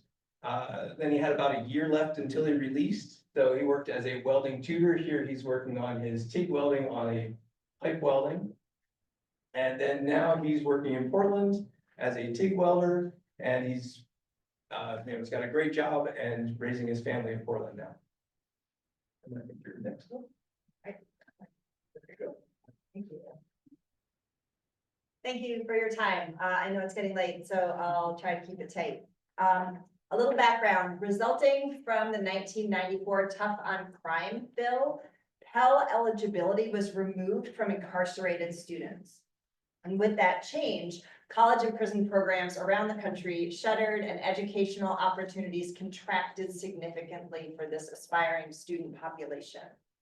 As of last year, however, the potential for federal Pell Grant funding access was restored to these students. This financial aid change occurred serendipitously with some sabbatical opportunities that actually I told this board about 2 years ago. One in which I got to attend a summer residency with the Bard Prison Initiative at Bard College in New York. And through that experience, and very much with the support of Lori and Anne Marie and Tony and Jay, as well as Superintendent Amber Sundquist at Deer Ridge, I've been working in those past 2 years to try to get Pell eligibility for us and to launch an AAOT program. The federally mandated process for Pell eligibility is not insignificant. And while we were waiting for the completion of the last step, which is approval from the Federal Department of Education, we were actually able to launch our first set of AAOT courses with our first cohort in spring of 2024. And we used some state funding that was set aside for schools that were seeking Pell funding, as well as COCC funds, to launch in spring. We enrolled 18 students, more than 40 applied, and so there was a competitive application process, there was an admissions panel, and acceptance letters were mailed out in mid-March. And without a doubt, this would not have been possible without broad support throughout the campus, from financial aid to admissions and records, to ITS, to Madras campus staff. We've navigated paper applications, paper transcript requests, fee waivers, invisible CRNs, completing the FAFSA on the inside, right? And we have been further supported by the COCC Foundation, so much gratitude, who has set aside funds for students either who are not Pell eligible or who might not be able to complete the FAFSA due to not being able to access a document. Like, it's really hard to get your 2022 tax return when you're incarcerated. FYI. Oops. I just did a thing. There we go. After waiting more than 6 months and with a significant amount of agita on my part, we finally received our Pell approval this June. We were the first program to get Pell eligibility approval in Oregon. We were the third, as far as we can tell, in the whole country. And we were the first that was approved for a newly launched program, as opposed to a program that has been in existence, but that was using a funding stream other than federal financial aid. We were also invited to be a part of Bard's consortium for the liberal arts in prison, joining prison education programs run by Yale and Wesleyan and Bennington College, among others. So we are the first and only CC to have been invited to join this group. Looking forward, we would like to enroll additional students, hopefully a new cohort every year. And I'm going to go off script for just a minute. Does anybody remember what the Madras Fall FTE is this year? Give or take, Susie's? 130, 103. FTE was about 12.96, so 13, give or take. Deer Ridge this fall, 27. Wow. Right? Yeah. 10 welders, 17 AAOT students full time. We could easily double that. We could expand access, AAOT, CTE programs, oh God, I'm sorry, I talk too much with my hands, okay? And so expanding programs, additional cohorts, this will require some permanent staffing on the part of the college. So that is something that Tony and I are looking at now. And really, we would very much like to expand technology access for students. This is something we talked about on our tour. Unfortunately, we are running into like barrier after barrier with the DOC. It's like, I'll buy the laptops, I'll find the money. Tell me what you want me to do. And it's just, no. So at this point, I'm at the point where I think I'm just gonna go right to the director of corrections, because I'm finding that going right to the top is really fun. Okay. When I was in my Pell anxiety, I contacted staffers for both Senators Wyden and Merkley and had great meetings with them. It's like, whoa, here's these kind of, somebody's got to do something. Somebody tell me something. So while all of this programmatic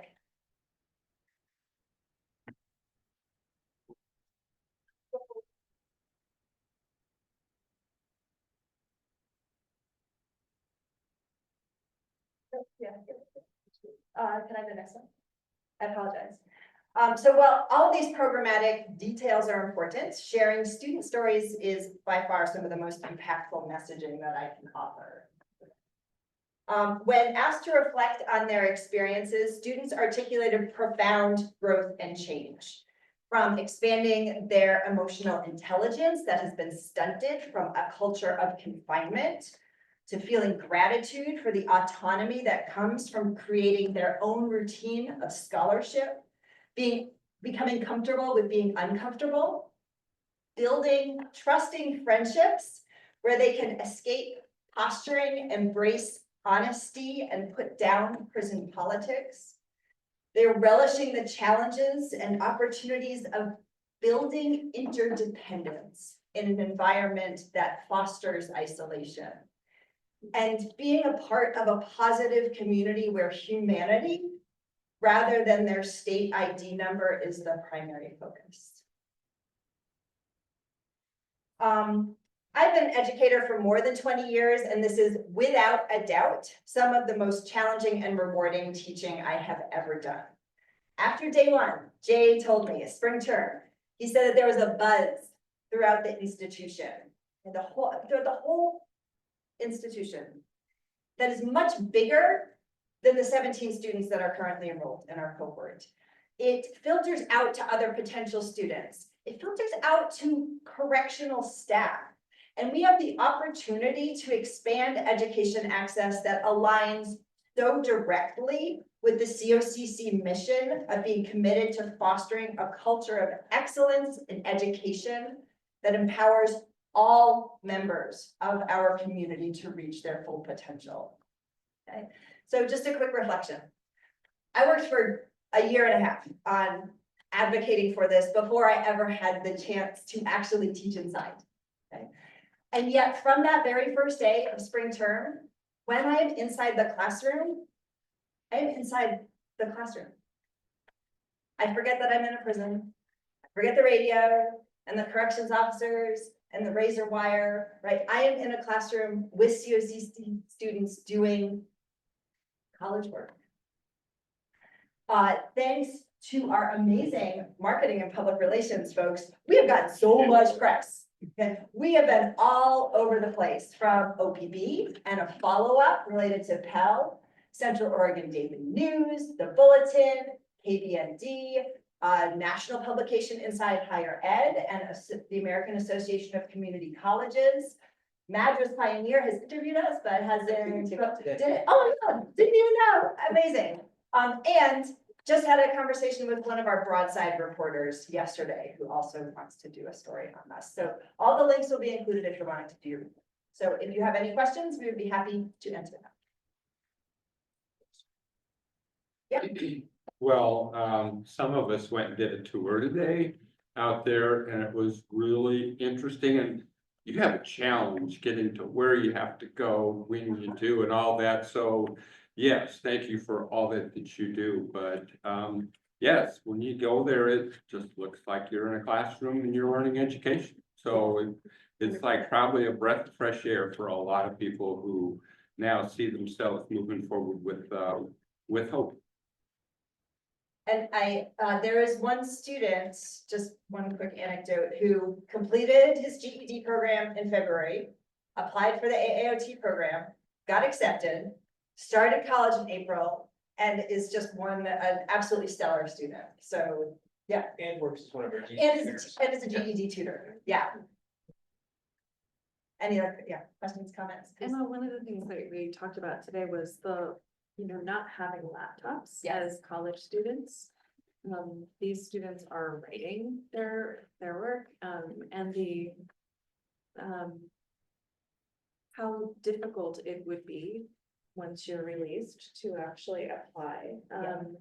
Some of what you're learning in an environment when you haven't had access to technology. 100%. It's frustrating, and I think that I'm hopeful we can talk more at our advocacy committee meeting on Friday about whether there's some way we can support to bring some attention to this need. Yeah, absolutely, and, yeah. Go to Salem, take pencils and paper, take their laptop away. Yeah. And just tell them for a day, you gotta do pencil and paper and write see in what you paper. get. Yeah, take their phone away, no phone, no internet, Yeah. right? Everything pencil and paper, maybe a blue pen. If you're lucky. Yeah, we're not quite sure where the road, it's gotta be very high up in the DOC. And so our superintendent was behind us. She's been like, I'm gonna get you your computers, and then she'll come back and no, it's not gonna happen. Then, so it's kind of a mystery. I don't know. Yeah. I just want to say Emma's,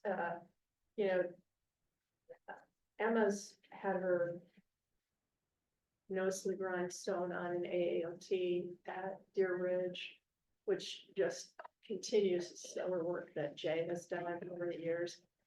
And she was very modest and generous about giving so much credit to other people. This program doesn't happen without Emma Shipwood. She is the thing.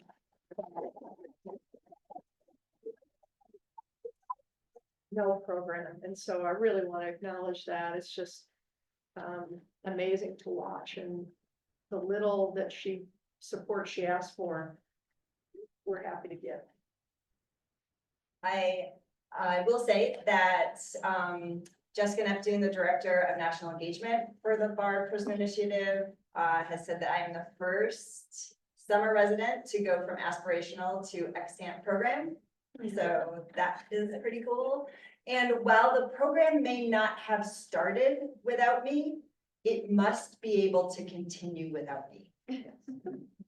Because you're not leaving right now. Make an announcement. No, but just for the long-term security of the program, any program like this cannot be personality dependent, which is why the conversation about broader staffing is going to be critical, because I'm happy to have done this and I'm exhausted. Thank you so much, Emma and Jay, and thank you also, I really appreciated that you spelled out the acronyms for us. Thank you. Of course. All right, thanks for your time. Great job. Thank you. That is really impressive. That's the kind of thing that we need to tell our legislators, that community colleges are doing something that nobody else can or has figured out a way, because. Or will, Pardon? or will. Or will, yeah, I mean, that's extraordinary. Okay, we are now to our, I believe, credit enrollment update. We have a presentation, I think. And so Hiram Hayes would have been here tonight to give this report. He and Alicia put it together. He has pneumonia, and so Alicia's. I'm sure he's watching from somewhere. And Please tell him we hope he gets some speedy recovery. That's unpleasant. Yeah, it is. No, it was serious, and so we wish him well, but thank Alicia for doing this. Yeah, just picture me as a 6'5" tall redhead former state basketball champion. Like channel like inner Tyler, right? I can see it. Even with heels, I'm like a foot off. So But seriously, Tyler did a bunch of work behind this, so I do want to give him credit for all of that. So it's exciting to share this report though, because we're just in such a fantastic place this year. And what we want to do is focus just on credit enrollment. So a lot of the non-credit adult basic skills, English language learning is not included. We also pulled out the College Now data out of this because that's a separate kind of structure of student or group of students whose registration schedule varies. So we want to give you focus on the traditional credit seeking student. So overall, our FTE and headcount, you can see this over the last 6 or so years. And guess what happened right here, right? COVID started hitting and our enrollment kind of declined and plateaued. But just as we started really coming back to about the balance of courses we have now in the fall of 23, we started to see our enrollment grow, and excited to share that both our headcount and our FTE for this academic year, for this fall, is also up compared to the last year. And the piece I always like to point out when we talk about headcount and FTE, FTE stands for full-time equivalent, right? And a lot of people assume that's one student going full-time. And it's not. It's this weird calculation that the state has. No one knows how they came up with it, but it's basically a total of 510 clock hours is one FTE. And no matter how you do the math, a student cannot take 510 clock hours in one given term or a year. So I just want to clarify that this does not mean full-time students. But either way, looking great on both of these fronts with headcount up 6.2% and FTE up 3.5%. And FTE is how the state bases our funding based on, right? So it doesn't matter how many students we have, it's what's this full-time equivalent calculation is the state funding, it contributes to the state funding model. So, Alicia, are you saying that even if our students were all full-time, we would have more than 1226 because of the way they calculate it? We would have, we will always have more, even if every student went full-time, let's say there's 1,000 Yeah, full-time that's what I'm students. saying. Let's imagine that we only had full-time students. And let's say there were 1,226 of them. That number that the state calculated would be lower because they imagine more hours than our students actually can take. So when we say the per student fee that they pay, they're actually paying less than per student. Because our students are enrolled full-time, which is less than what they define as full-time. The per student fee is per credit. It's not a per head count. So like we have our. No, but when the state pays, I think it last year was 8,400 per student, right? Oh, got it. That's based on these students that are more than full-time. So we're actually getting less than 8,400 per student. It's, help me with that, Lori. I got it. Do you understand what I'm saying? I don't, I'm sorry. Okay, so what you're saying is their definition of a full-time equivalent is actually more than a full-time student. in Correct. CFCC. Yes. But their number that they're using is based on their calculation of what a full-time equivalent. Correct. So what I'm saying is that 1226 might actually take us, even if all of our students are full-time, that might be 1,500 students. Correct. Yeah. So they're actually not paying 8,400 per full-time student. They're paying 8,400 for their calculation. I think it's 8,400 per FTE. So That's what I'm saying, for their calculation of what an FTE is. yeah, it's just, they're two wildly different definitions. And so I always like to bring that clarity up because we have so many, you'll see in a moment how many students we have going full time. But that number doesn't, it's going to be more than this. Yeah. Yeah. I get what you're saying, yeah. So what they give us for funding is not really a 1-for-1. They give us Something less than that. less than 0.8 that for for one, yeah. Which because is the student- kind of crazy because it makes you say, do the other states do the same thing? Because they love to say we pay $8,400 per student, which is still the average nationwide was 11,000. But are other states doing the same thing? So when Lori mentions we're the, one of the lowest in the country in terms of full-time equivalents and what we receive for our students, that's based again off that IPEDS data. So we're all reporting it the same way. So even if the state does pay things differently, when we can look at our rankings across the country, it's based on a common definition. Does that help? I mean, sort of. Yeah. I kind of understand. Now I have more questions. It's just, but I do have more questions. That's a whole other- For this purpose, it's not. This and is- there are other states that have the same calculation around this concept of full-time equivalent. So we're not necessarily unique in that. I mean, if you want to pay less, you just change the definition, right? Anyway, I'm sorry. Yeah.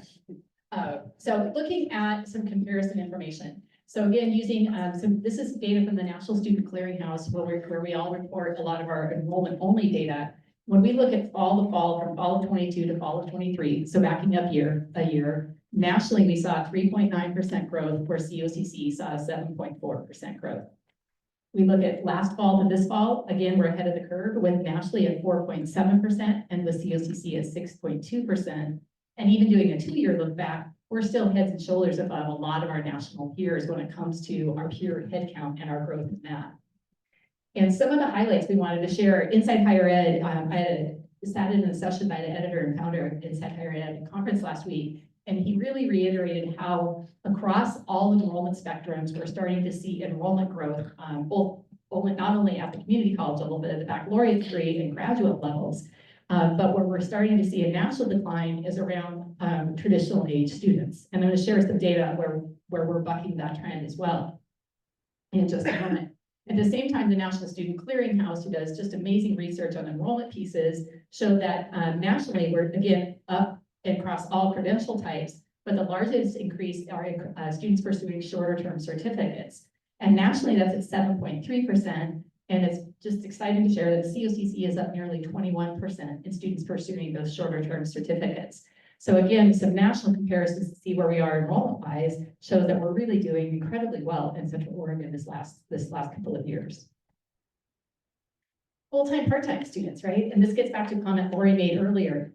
But related to not only helping students choose a path, shows that there's greater propensity for those students to graduate, but also having students go full-time also shows that they tend to graduate at higher rates.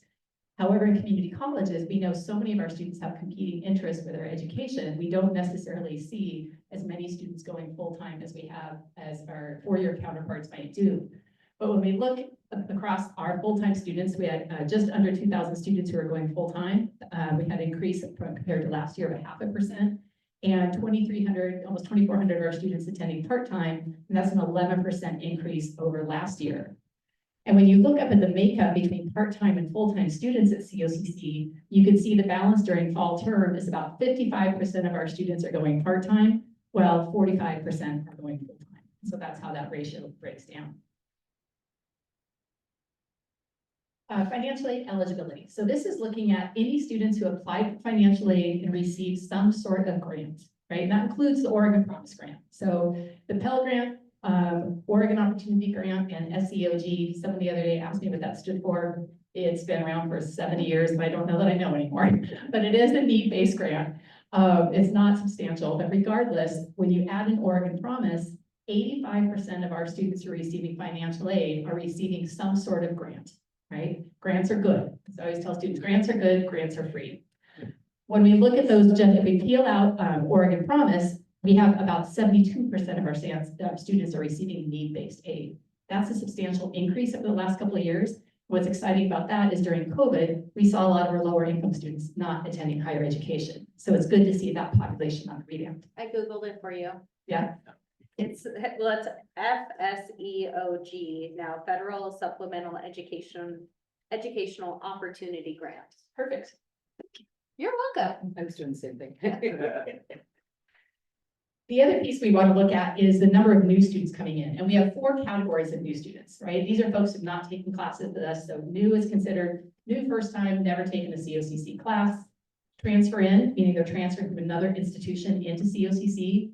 Returning are students who've been gone for more than a year, and concurrent students are high school students taking classes on our college campus.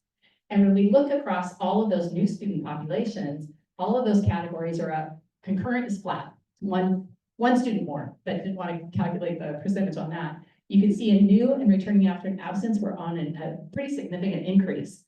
Interestingly, transfer in is down by almost 12%. We don't really know the why behind that. There's some speculation nationally that has to do with student course taking patterns post-COVID, because we saw community colleges saw a bunch of significant increase of transfer in students, of students who wanted to return home and take classes locally. And so that transfer rate may not be as high as what we see. Transfer in rate may not be as high as what we saw for that. So this may be a bit of a leveling out. So there's more investigation into the why of that. But either way, doing really well, and especially in our new student category and returning after an absence. Continuing students, this is always a great one to take a look at, and it's really about our retention rates that we talked about earlier. We had a 9.3% increase of students who were with us last year returning this fall, right? And we looked across what we call kind of our conversion rate. When we look at the number of continuing students who returned this fall from spring term, that was 57% of our students. And then we look at the number of students who applied to COCC and are still enrolled with us after the 4th week of the quarter, and that's a 43% conversion rate. And what's important on this front is both of these rates are increasing, right? Yeah.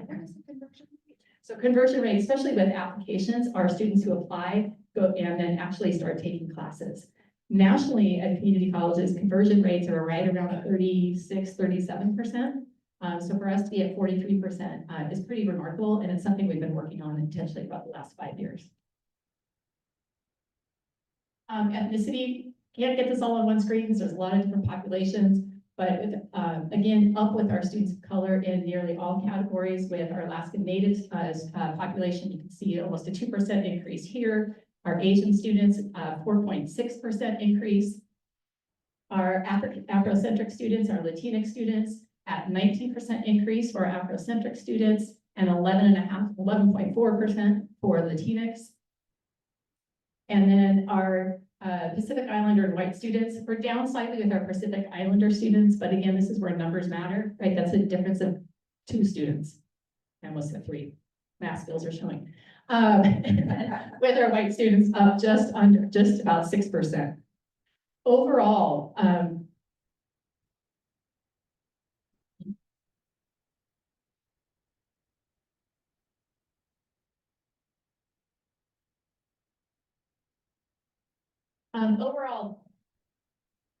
this shows the percentage of our students by ethnicity across the institution. And what we can see if we were able to chart all these on one big graph, that would be too small for you all to see, is all of these populations for our students of color have been increasing over the course of the last many years. The one thing to note on this, however, especially on the previous couple slides and this one, is that students can choose more than one category. So this is a duplicated number. So someone could say, I am both Asian and Latinx, or I'm Latinx and white. So it's not an exact number when you look at headcount, because students can appear in multiple categories, right? And that's when you recognize that not everybody fits neatly in one little box to check. The next one we're going to look at is age. And this is one I mentioned earlier about our full-time and part-time students. As you can see that with our traditional age students, age 24 and younger, we're actually up 3.3%, when the national trend is for that population to be on decline.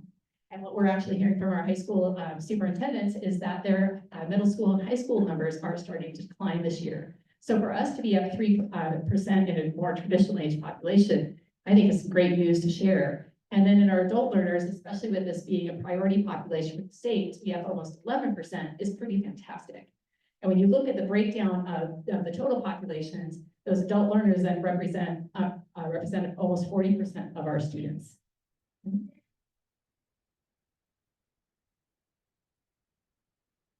And then campus breakdown, you saw some of this from Susie earlier. Great increases all over the place with over 12% in Madras, 144% if you want to do the math in Prineville. And Susie did mention this, same with Madras. A lot of this is around the strategic course scheduling work that Cindy, Jessica, and others have done some work to help build up. The one piece also note on this, just like with ethnicities, students can appear in multiple campuses, right? Because they may take classes in both locations. And so we have to count them in those multiple locations. And then Redmond, 12.5%, then campus, 9%, and then online. Go ahead, hit. There you go. Online, you're seeing this slight decline over last year of about 45-50 seats. But I think what this is really reflective of is more of a leveling off and stabilizing of our in-person versus online enrollment post-COVID. And with that, our breakdown is about 32% of our students are taking at least one online course. Some may be fully online, and then 68% taking classes in person. A couple more things to share with you. Go ahead and pull up this. Just some of the contributing factors. Year-long course scheduling, right? We've talked about that in some other areas, and students being able to predict out that year-long plan and develop that holistically across all of our campuses and learning modalities is one of the reasons we're hearing from our students as ways of why they're increasing their course loads a little bit differently than they might have in years past.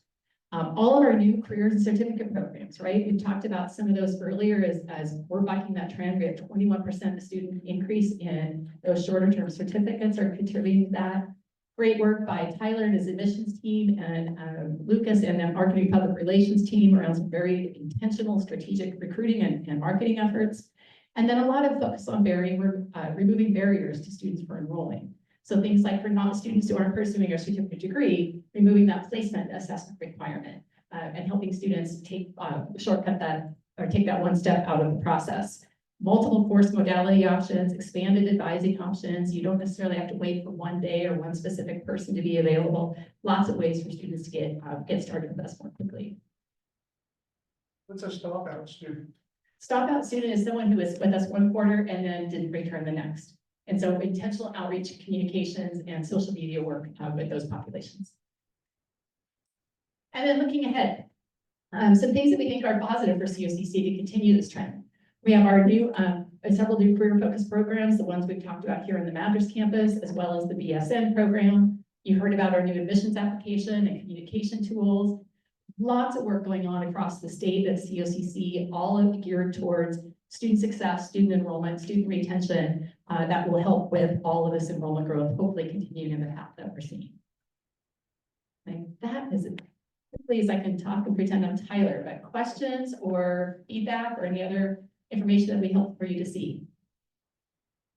Did you agree with the statement, which many people are projecting, that our traditional age students, we're not going to continue to see an increase in those in years to come? That is highly unlikely. And our traditional age students? Traditional age. I would say it's highly unlikely when you look at state, national, and then localized data, especially around high schools and the enrollment decline that you're seeing, not only here locally, but truly it's a national concern. It's a bigger concern for the universities and the liberal arts schools than what community colleges will experience. But yeah, for sure, that's definitely, we're going to see that shift, I think, more and more. Don't want folks to get their hopes up too much. You know, unrealistically. And that's not because of us, it's just because the number of students coming out of high school is fewer. And that's one of the reasons we track our yield rates from our local high schools to say what percent do we receive from our local high schools and monitor that on a very, very regular basis. Well, I hear that, but also there's more students who can take opportunity. And so if we were to figure out how to show more students that there's a greater opportunity for college now or something, they would still continue to go up because there would be more of there'd just be more, even though there's fewer students in the school. Potentially, yeah, and I think some of that is dependent on what happens with the Oregon Opportunity Grant at the state level. And it depends on how much more the high schools can absorb some of the work that we do at a dual credit level. But again, if those numbers are diminishing, it's hard to, we have pretty high yield rates compared to a lot of our counterparts. We're range anywhere from 22 to 30% yield from our high schools. And we're typically the second to third highest in the state for that. So to Joe's question earlier, at what point do we know we've kind of hit that mark on that high school to college yield rate from our district high schools? We're near that yield mark. Still room to do a little bit better, but we're towards the top of that in the state. So how do we compare to the other 16 community colleges? I mean, we're hitting, looks to me like we're hitting it out of the park. Are they doing it too, or are we just special? First discussion. We don't have official numbers from the state, and I think Lori would say the same thing I would, is when our state groups meet, we go around the table and say where we are for enrollment, the actual numbers tend to vary wildly. So I haven't heard this level of growth from my counterparts, but I also, until we see the state official numbers, it's really hard to tell. I don't know if you've had some. I have heard numbers that are comparable to this. And I think a lot of the, I don't know, you get a bunch of presidents in the room and everybody's, Bragging. a little competitive maybe, but not me though. No. I think what's often happening, I don't think it's any deliberate misleading. I think we're not using the same measure. They may be using FTE, we may be using head count. They may not be talking point in time comparisons. They may be talking at, different kind, I think we define it differently. I've heard almost all the community colleges, not all, but almost all are pretty remarkably, actually. Maybe not as good as we are. We're special. We're special. So we'll know more. Usually we get that all finalized sometime around mid to late December, sometimes early January. Just depends when the state releases it. All right, and just a last shout out to Chris Evertson. I think if you remember my presentation last year, I spelled his name Christ by mistake, but he really is a miracle worker with data. So I want to give him thanks for the great work that he helped in putting this together. Thank you, Alicia, and thank you, Tyler, and thank you, Chris. Michael, you are up to talk about the exciting topic of the budget committee. Thank you. Budget committee, hey. Good stuff. All right, we have 5 open positions on the budget committee. And one of them is actually held by one of our current budget committee members. So in other words, she represents 2 zones. So I'm not sure how that happened. But I read well, actually, Lori shared with me the School Board Association Budget Committee Handbook.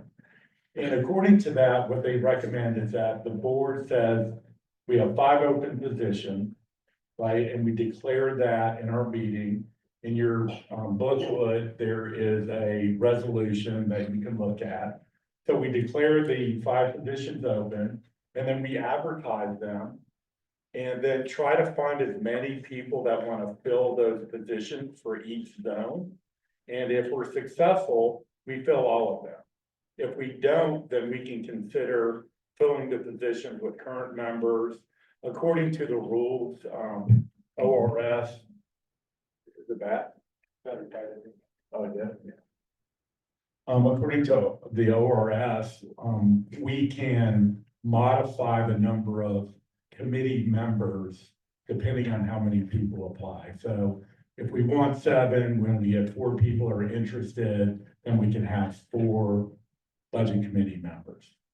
So my recommendation is we advertise 5 for all the open zones, see what we get back. My goal is to have to the board by February, a list of applicants with their credentials to show to you, and then we can make some decision, or you can make some decisions about the budget committee at that time. Do we have a job description that we might put out for this, or what people can expect to weigh in on and the training they might have and? I actually did something like that for the current budget committee members because they were kind of wondering what their role was. So I have something I can formalize a little bit more.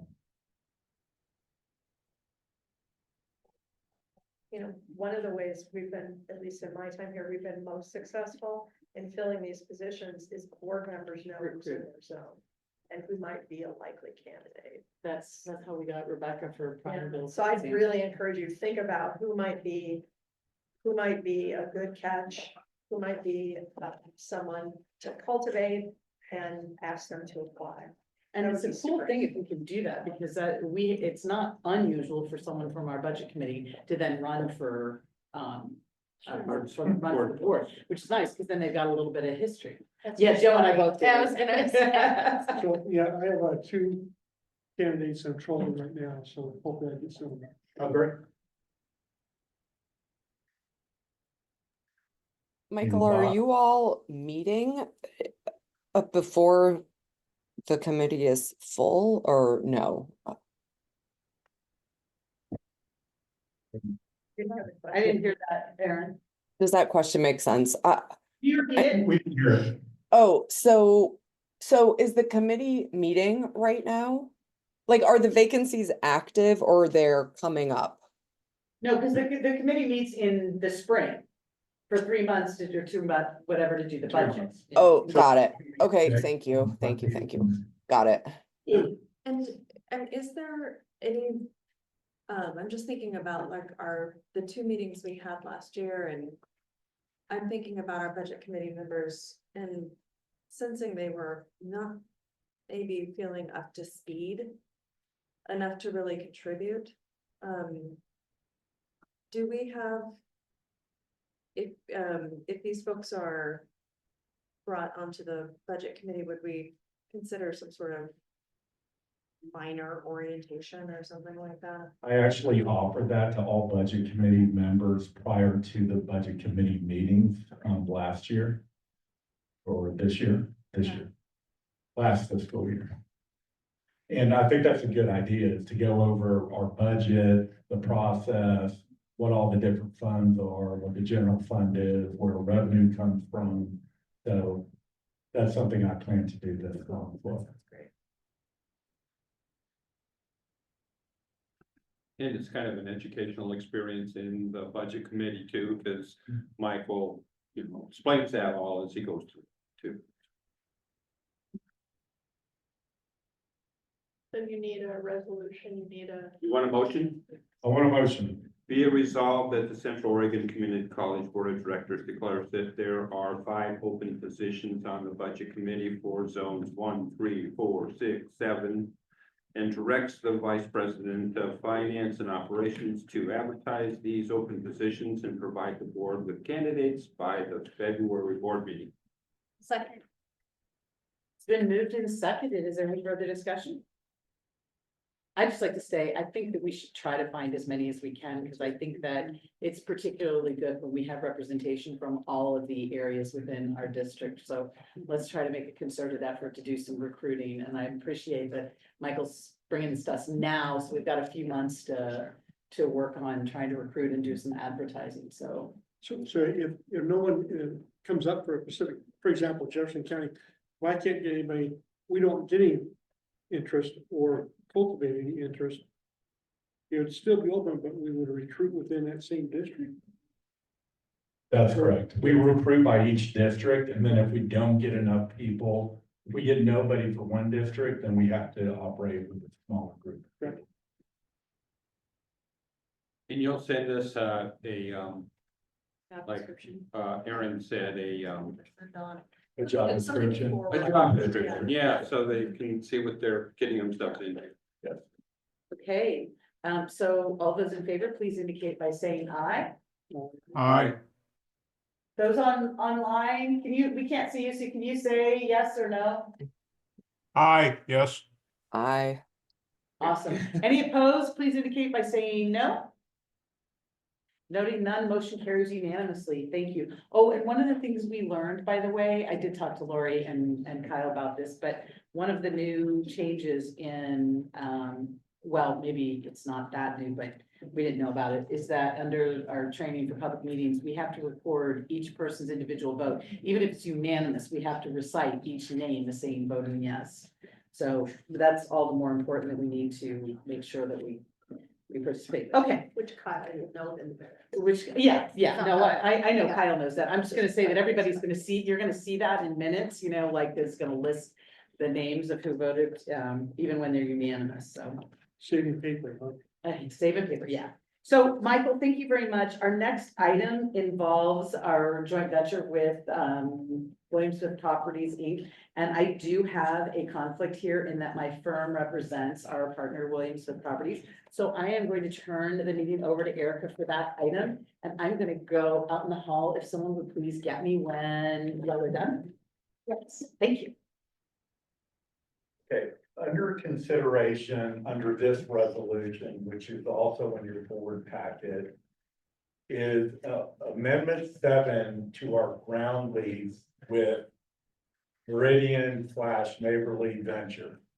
But before I jump into the resolution, I'd like to give you an update of where we are. So this is the presentation that was given to the real estate committee by WISP. And just an update, in July, first ground lease payment was received. So we've already started receiving payments. And the payments are based on the proportion of leased units to the total units that will be available when they're fully leased out. So we have four, this is a month old, so it could be updated a little bit. 4 of 9 buildings complete. 36 of 186 units delivered. But there's only 18 occupied. So they have actually offered incentives. One of the incentives, 3-month rent. Another incentive on the townhomes is to get a free pass, season pass to Mount Bachelor. Not that I'm advertising. It's a pretty good deal. So the entire site is paved, framing underway on remaining buildings, pool deck poured, landscaping completed, and offsite work substantially completed. So they're moving forward. Here's some photos of the overall development, and what it'll look like. Here are some interior photographs, and they're pretty nice units. I went down there and took a tour. Pretty interesting. They have 2-3 bedrooms, very nice. Now, this is the interesting part from the outside, the pool deck. But the interesting part is they already have an option to do a ground lease on the property on the southeast corner of Mount Washington and Shevlin Park, right next to the Church of the Latter-day Saints. Okay, so they've extended the due diligence period for that property one time already, and they paid us a fee for that. But they're considering doing this development.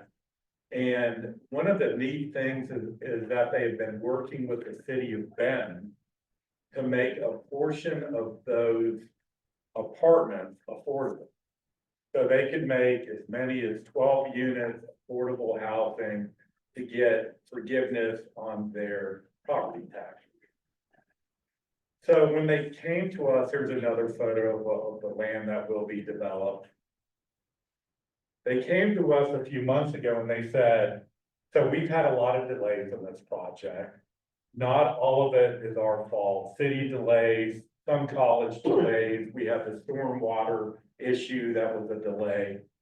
And according to the current lease agreement, they would have to start paying full rent on, is that March 1st is correct, right?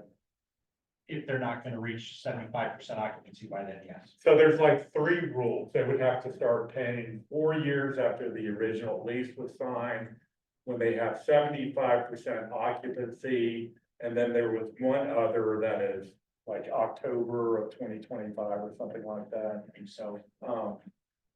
So basically they came to us and said, could you let us pay partial rent until July of 2025? The impact to the college is about $30,000. They are asking for us to forget. But over the course of 30 years, our relationship will generate a lot more money for the college, and also with the opportunity for the additional development. And they're actually talking to us about expanding the current apartments further on the college, of course, if we approve it. So we have somebody that is engaged with the college that has done a successful project. And we need, we'd like to have a really good relationship with them. We would like to expand doing business with them. So it was brought to the real estate committee. Anybody on the real estate committee want to comment on? So again, forgiveness of $30,000 to ensure we have a great relationship. They remain financially healthy, and hopefully we can expand it. So, I'll thank you, Mike, for saying what we have covered in our meeting. The other alternative is, if we don't do it and upset a client that we've been dealing with for 30 years, particularly Wispy, and then we start over. And then we end up talking to someone else, trying to negotiate a different deal, out 3 months, 13 months, spending probably more than $30,000, just in staff time, attorneys, agreements, and on and on. I've been on this board for 14 years, 13 years, something like that. And Wispy has been a great group to be working with, as well as the parties that they have brought in on behalf of their efforts, as well as wanting to be able to say, these are the people COCC should consider to be their partner going forward.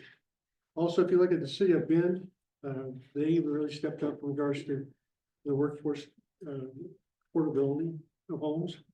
I don't know about Bend, but I assure you in Madras, we have the same problem, just a different level of monies.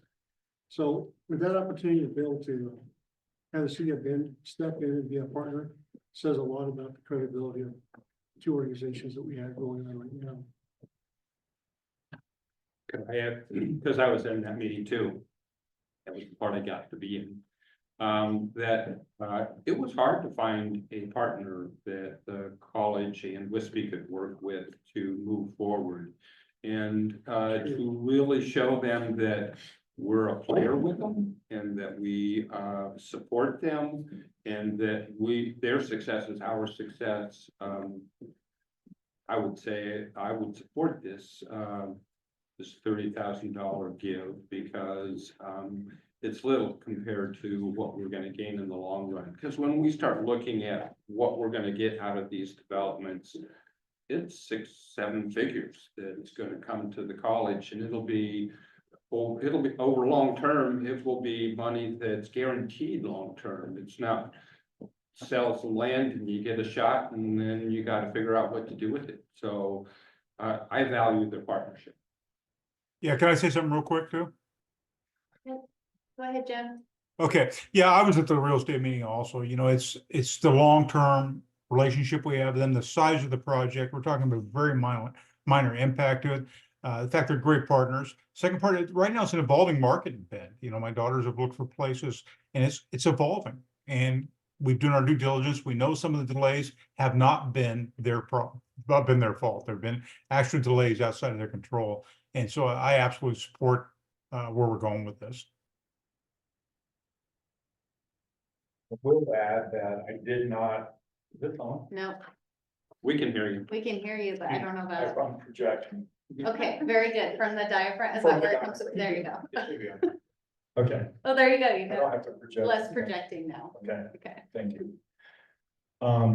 I should mention that when I did the projection for the college for the next 5 years, I did not include any money coming from this for this coming year. So there's nothing in the budget for it. I just assumed that with construction delays, there could be a delay. So I wanted to be conservative. The other thing I would like to mention about this lease that you're not going to easily find with another one is that this group became comfortable with the ground lease. And that is hard to get comfortable with. The second part of it is that the actual lease payments are based on the real market value of the land. So every 5 years, there's an adjustment up to the real market value of the land. So their lease payments will be increasing as land values increase in the area. And that is really fun. So I think they're a good partner. I would recommend this. Do we think that they'll be, and have they said they would be comfortable paying starting July 1st, no matter what happens? They would, yes. Okay, so there's a resolution in the packet.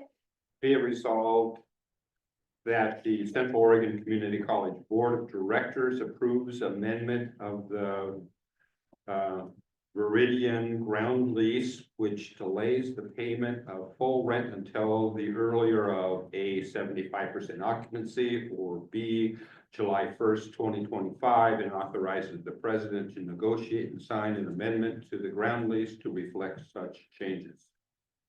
All right, so we have a motion. Do we have a second? Second was the question. Yeah, questions or It's not a comments? question. I would open it to additional questions. We didn't ask our folks on Zoom, do you have any additional questions? Oh, you do it after the second motion and then you ask for questions or So you comments, second right? and have discussion. Yeah, and then we have discussion. Yeah, okay, good. So any questions or comments, discussion? We have a chat.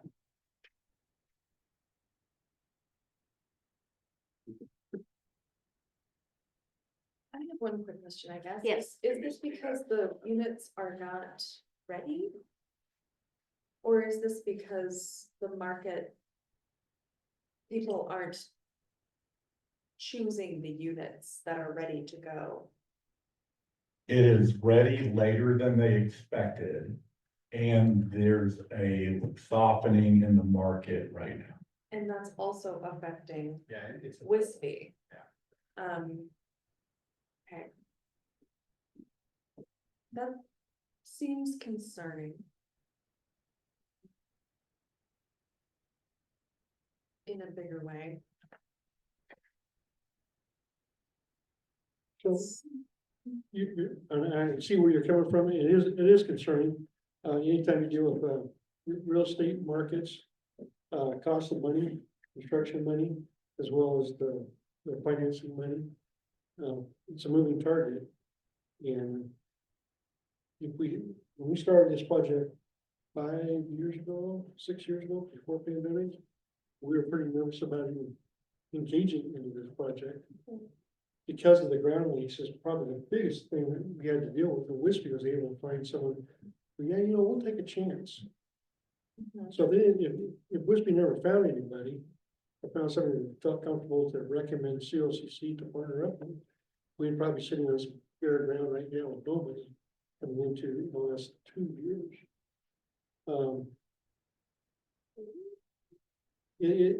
Everything's a chance. If it was a guaranteed and easy to figure out, a whole bunch of other people jumping in.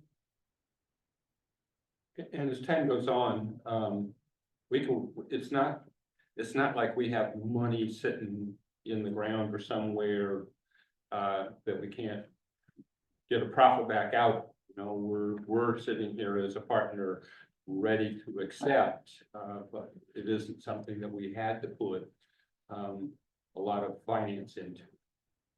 And, and the bed market is really short of supply, even though there's a softening of it, there's still a short supply because of the interest that people have coming to bed. Yeah, we don't have to, as a college, we're not dealing with a new dorm that we put together, it's 7 or 8 years ago, that was a nervous era. Very nervous. Yeah, we broke even, yeah. Yeah, talking to real estate agents, even though there's a dip right now, a lot of inventory came online at about the same time. But every other project that was being considered, they're not going to do. So there's going to be a lot of demand out there that we're not gonna have supply for, just like it happened before. So, I mean, it happens in waves, right? Okay, any other comments, questions, discussion? Jim or Aaron? Okay. So, I'm ready to vote. you're ready, you're just ready, okay. Call So the all those in favor, please say aye, raise your hand. Aye. Jim Porter, aye. All right, so it's, Laura's not in the room, but everybody else so far has voted aye. Any opposed, no? Okay, so. That passes. Okay, let me go get Laura. You did? Okay. Oh, good. Well, I'm so helpful, Paul. I didn't quite get to genius on my spelling bee, so I need a few more minutes. That one today, that one today. Thank you.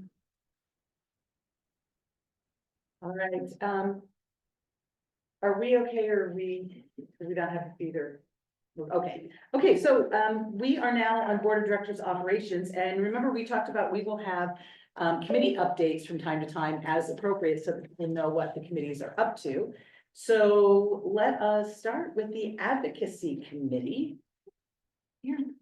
We had some discussion at our retreat on November 1st about what our advocacy priorities look to be this year, and we're gonna meet on Friday to kind of formalize those within our committee and to begin to develop an advocacy strategy for the next year, which I anticipate we will bring back to the board probably for an update in December. And I think we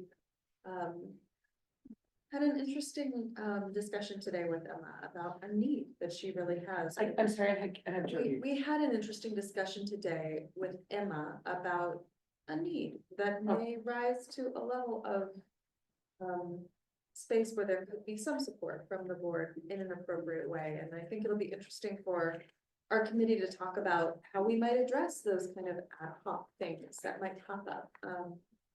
And anyway, so we'll meet on Friday and be back in touch with you all at the next board meeting about what the rest of the year looks like.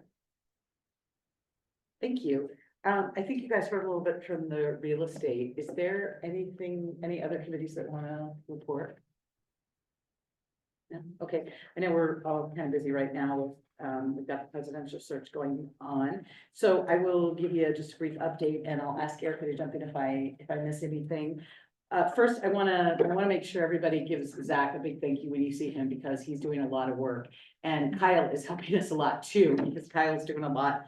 Well, he's just doing a lot in the background, but he's also making sure that we as committee members are fed and watered, and that's really important. So thank you for all of that, because it's helping us to function better, I think. So we have met a couple of times and we have our semifinalists now that we are going to interview in December. I believe it's the second week of December. Preston is our consultant, as I believe you all know, he was our consultant last time. He's doing a phenomenal job. And he has had so many conversations with all these candidates that he was reasonably confident that our candidates would still be interested. You always have the possibility of every step of the way that one or more of your candidates drops out because they get another job. So you just want to be aware of that. And y'all remember that the direction we gave to the committee was to recommend 2 to 4 with a preference for 3 candidates. Because when we bring our candidates on campus, it's a big entailed process and it requires a big commitment from all of us. So we hope that it's 3, but we're flexible. And so we've got some phenomenal candidates, I think. So I think we feel pretty good about that we've got a good chance. We're not gonna have a Lori Chesley, but hopefully we'll get someone that's really good. So You will. Yeah. Our members of the committee are really thoughtful and really engaged. The number of questions we got between the application materials going out to the committee members and when we got together yesterday to discuss them and go through methodically was pretty impressive, all the comments. And Alicia might want to jump in and Christopher too, because they're both on the committee. I thought the discussion yesterday was really good. I thought it was really productive and thoughtful and it's really helpful to have so many people with so many different perspectives because people see different things. Yeah, my big takeaway was it was great to see the agreement on the candidates. Yeah. It's pretty universal alignment there. And still some good discussion on some ones that were people had questions on, so. Awesome. Yeah, thoughtful group and amazing that we could come to consensus as easily as we did, which is, I think it speaks to the level of candidates that we received and the way that we were able to decide, and it was from different points of view. So I think I'm excited to do some interviews. Yeah, me too. Exciting. Yeah. Anything you want to? No, I agree with all of it. Awesome. All right, that moves us to board member activities. Why don't we start with the folks online? Erin Mers, would you mind starting us? Yes, I'm here and I think Jim had to hop off. On October 18th, I attended the advocacy committee meeting. On November 1st, I attended the board retreat and board dinner. On November 12th, I attended the OCCA DEI committee meeting, where we reviewed the DEI committee charter and the call to action.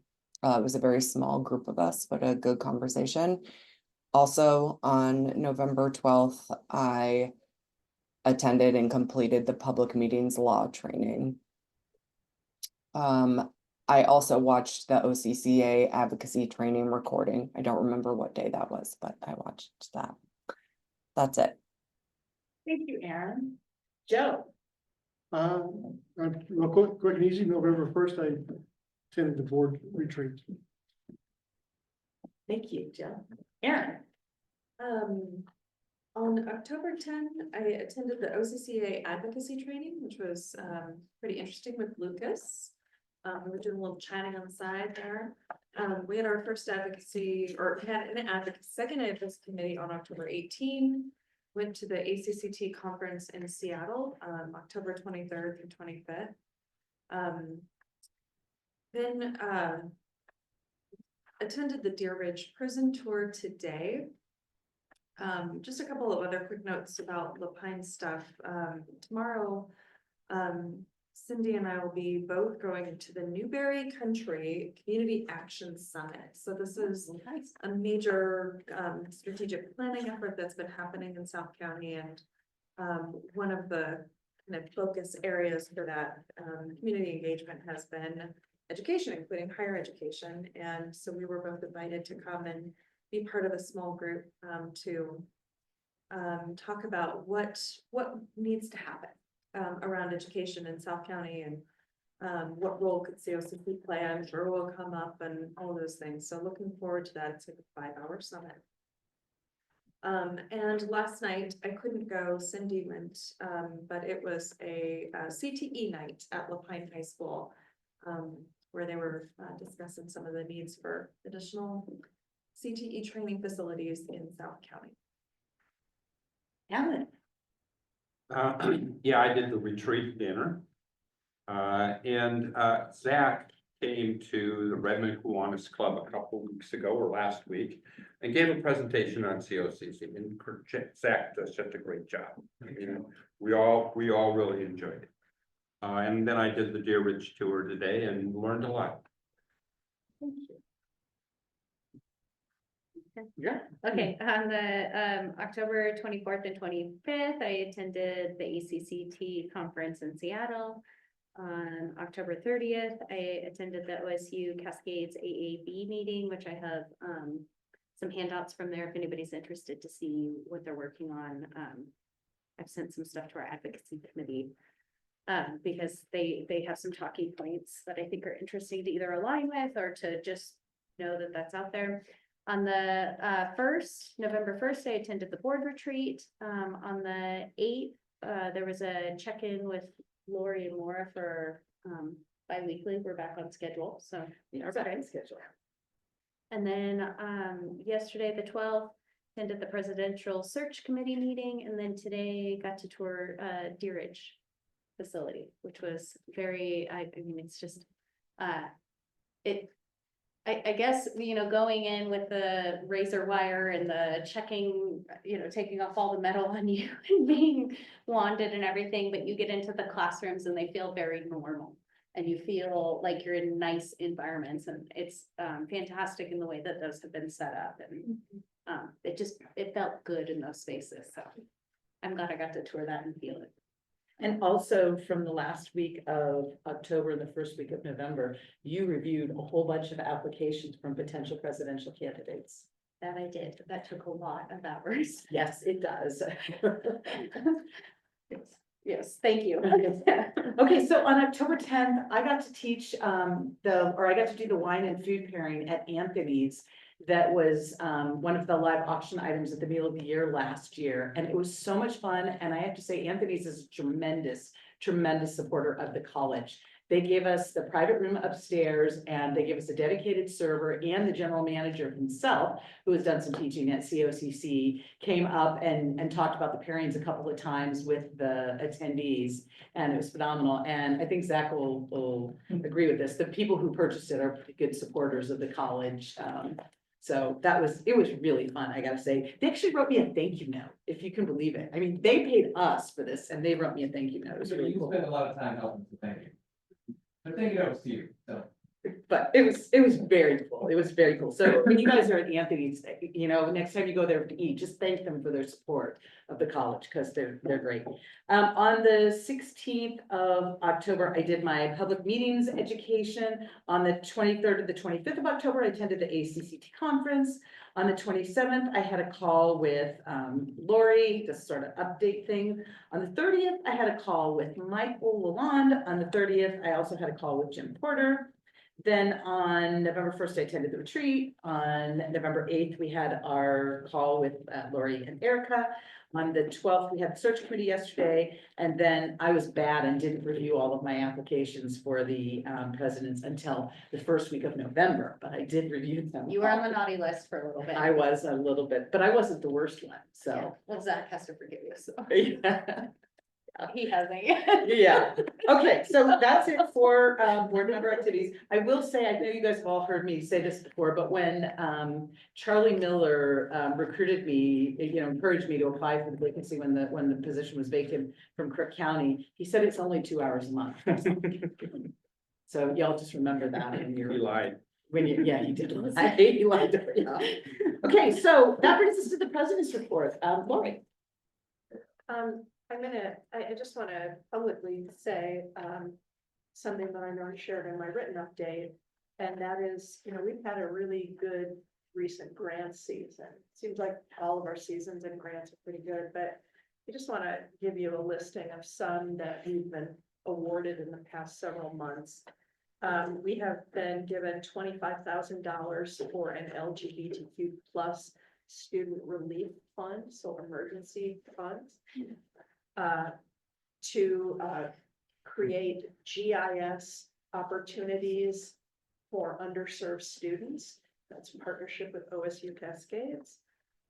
To offer again our Chinese language summer camp.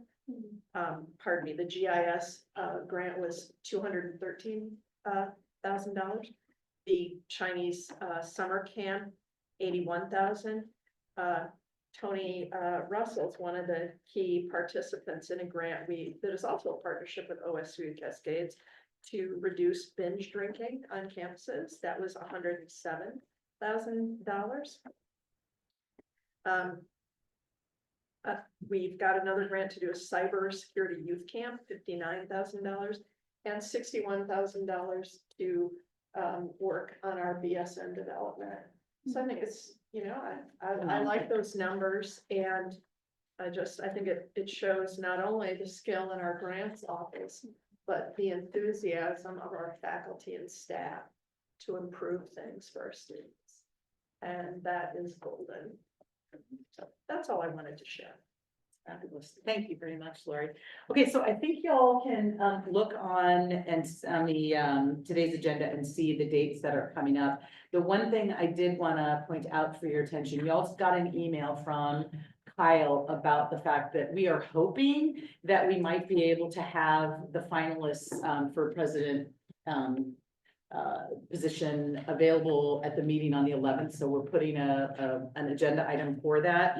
But that's probably, honestly, probably a 20% chance. It's probably more likely that we have a date. We're having interviews on the 10th and the 11th, and then on Friday the 13th, we have a deliberation session set up. We do have some time on the second day of interviews that we can begin our discussions. And so that's why I say there's maybe a 20% chance that we reach a consensus and can make recommendations to the board, in which case we would do it that night on the 11th, but otherwise we think as a precaution, since the committee is doing has scheduled a date on the Friday in case it's necessary, we're going to also schedule a separate special meeting for the board to take that recommendation if it occurs after the 11th. We think that's a really important thing to do to keep us on schedule to try to do our interviews in January, because we want to stay a little bit ahead of the schedule. This is a very, very competitive time right now. Our consultant has told us we should plan that most of our candidates are going to be finalists in other job search or in other searches because they're very desirable candidates. There are more colleges looking for people right now than there are people that are really ready to do it. So please respond to Kyle if you have not yet. Do you know how many responses you received? I think I've gotten 3 or 4 board members response, so okay. Even if you're not sure, just check to see if your names are in the doodle poll, so. Yeah, okay, then thank you for that, Kyle. So is there anything else for the good of the order? I had something, but I kind of forgot.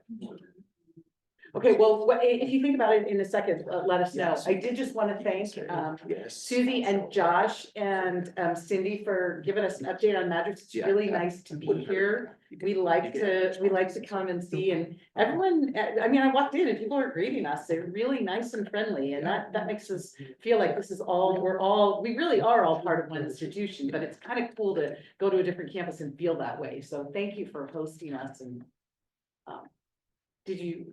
I remember, yeah. Getting old. Oh, no, I feel that. Oh. I wanted to talk about cyber just a little bit, you know, we did have some people apply and got some money. But in the big picture, a year ago or more, it was a big deal that community colleges wanted to reduce their exposure to being, having cyber activities, getting shut down and Trojan horses and everything. I'm sure we're doing as good a job as we can. I'm just wondering if all the community colleges or the state are taking it as seriously as they did before, or is it just kind of gone away? Because it seemed to me like no one ever really addressed. I don't think anyone is taking it less seriously, although I can't speak for my counterparts. I mean, we have put, Laura, she was at home not feeling so hot tonight. I don't think she's on the call anymore on Zoom. She could give even more detail, but we've devoted a position, an additional position to cybersecurity in the past several months, or year. We devote significant monies to cybersecurity and to maintaining our IT equipment. We're doing a number of things related to disaster recovery, which I know isn't exactly the same thing. But I feel confident that our IT department is a leader amongst community colleges in the state. That said, I don't know any community college who thinks that they have enough protection and enough money for cybersecurity. One of the things that we have chosen to do is to contract with several companies that help us with cybersecurity. They do scanning, they help us with recovery if we've had any Breaches. infiltration, I don't know what the word is. If the board would like, I can have Laura give us an update in a coming month. And she would speak more eloquently than I would. But I feel confident our IT folks are on it and we devote as much resource to it as we can. That's good enough for me. Okay. I mean, I don't need more. I just wanted to be reassured. I hear you sleep well at night, so I guess I can too. I can't speak for Laura, but I fine at night. I mean, I think. I could add to some of that. Look at that. So I've been in a few meetings with Ken Harmon and Rob Horstad, our two security specialists.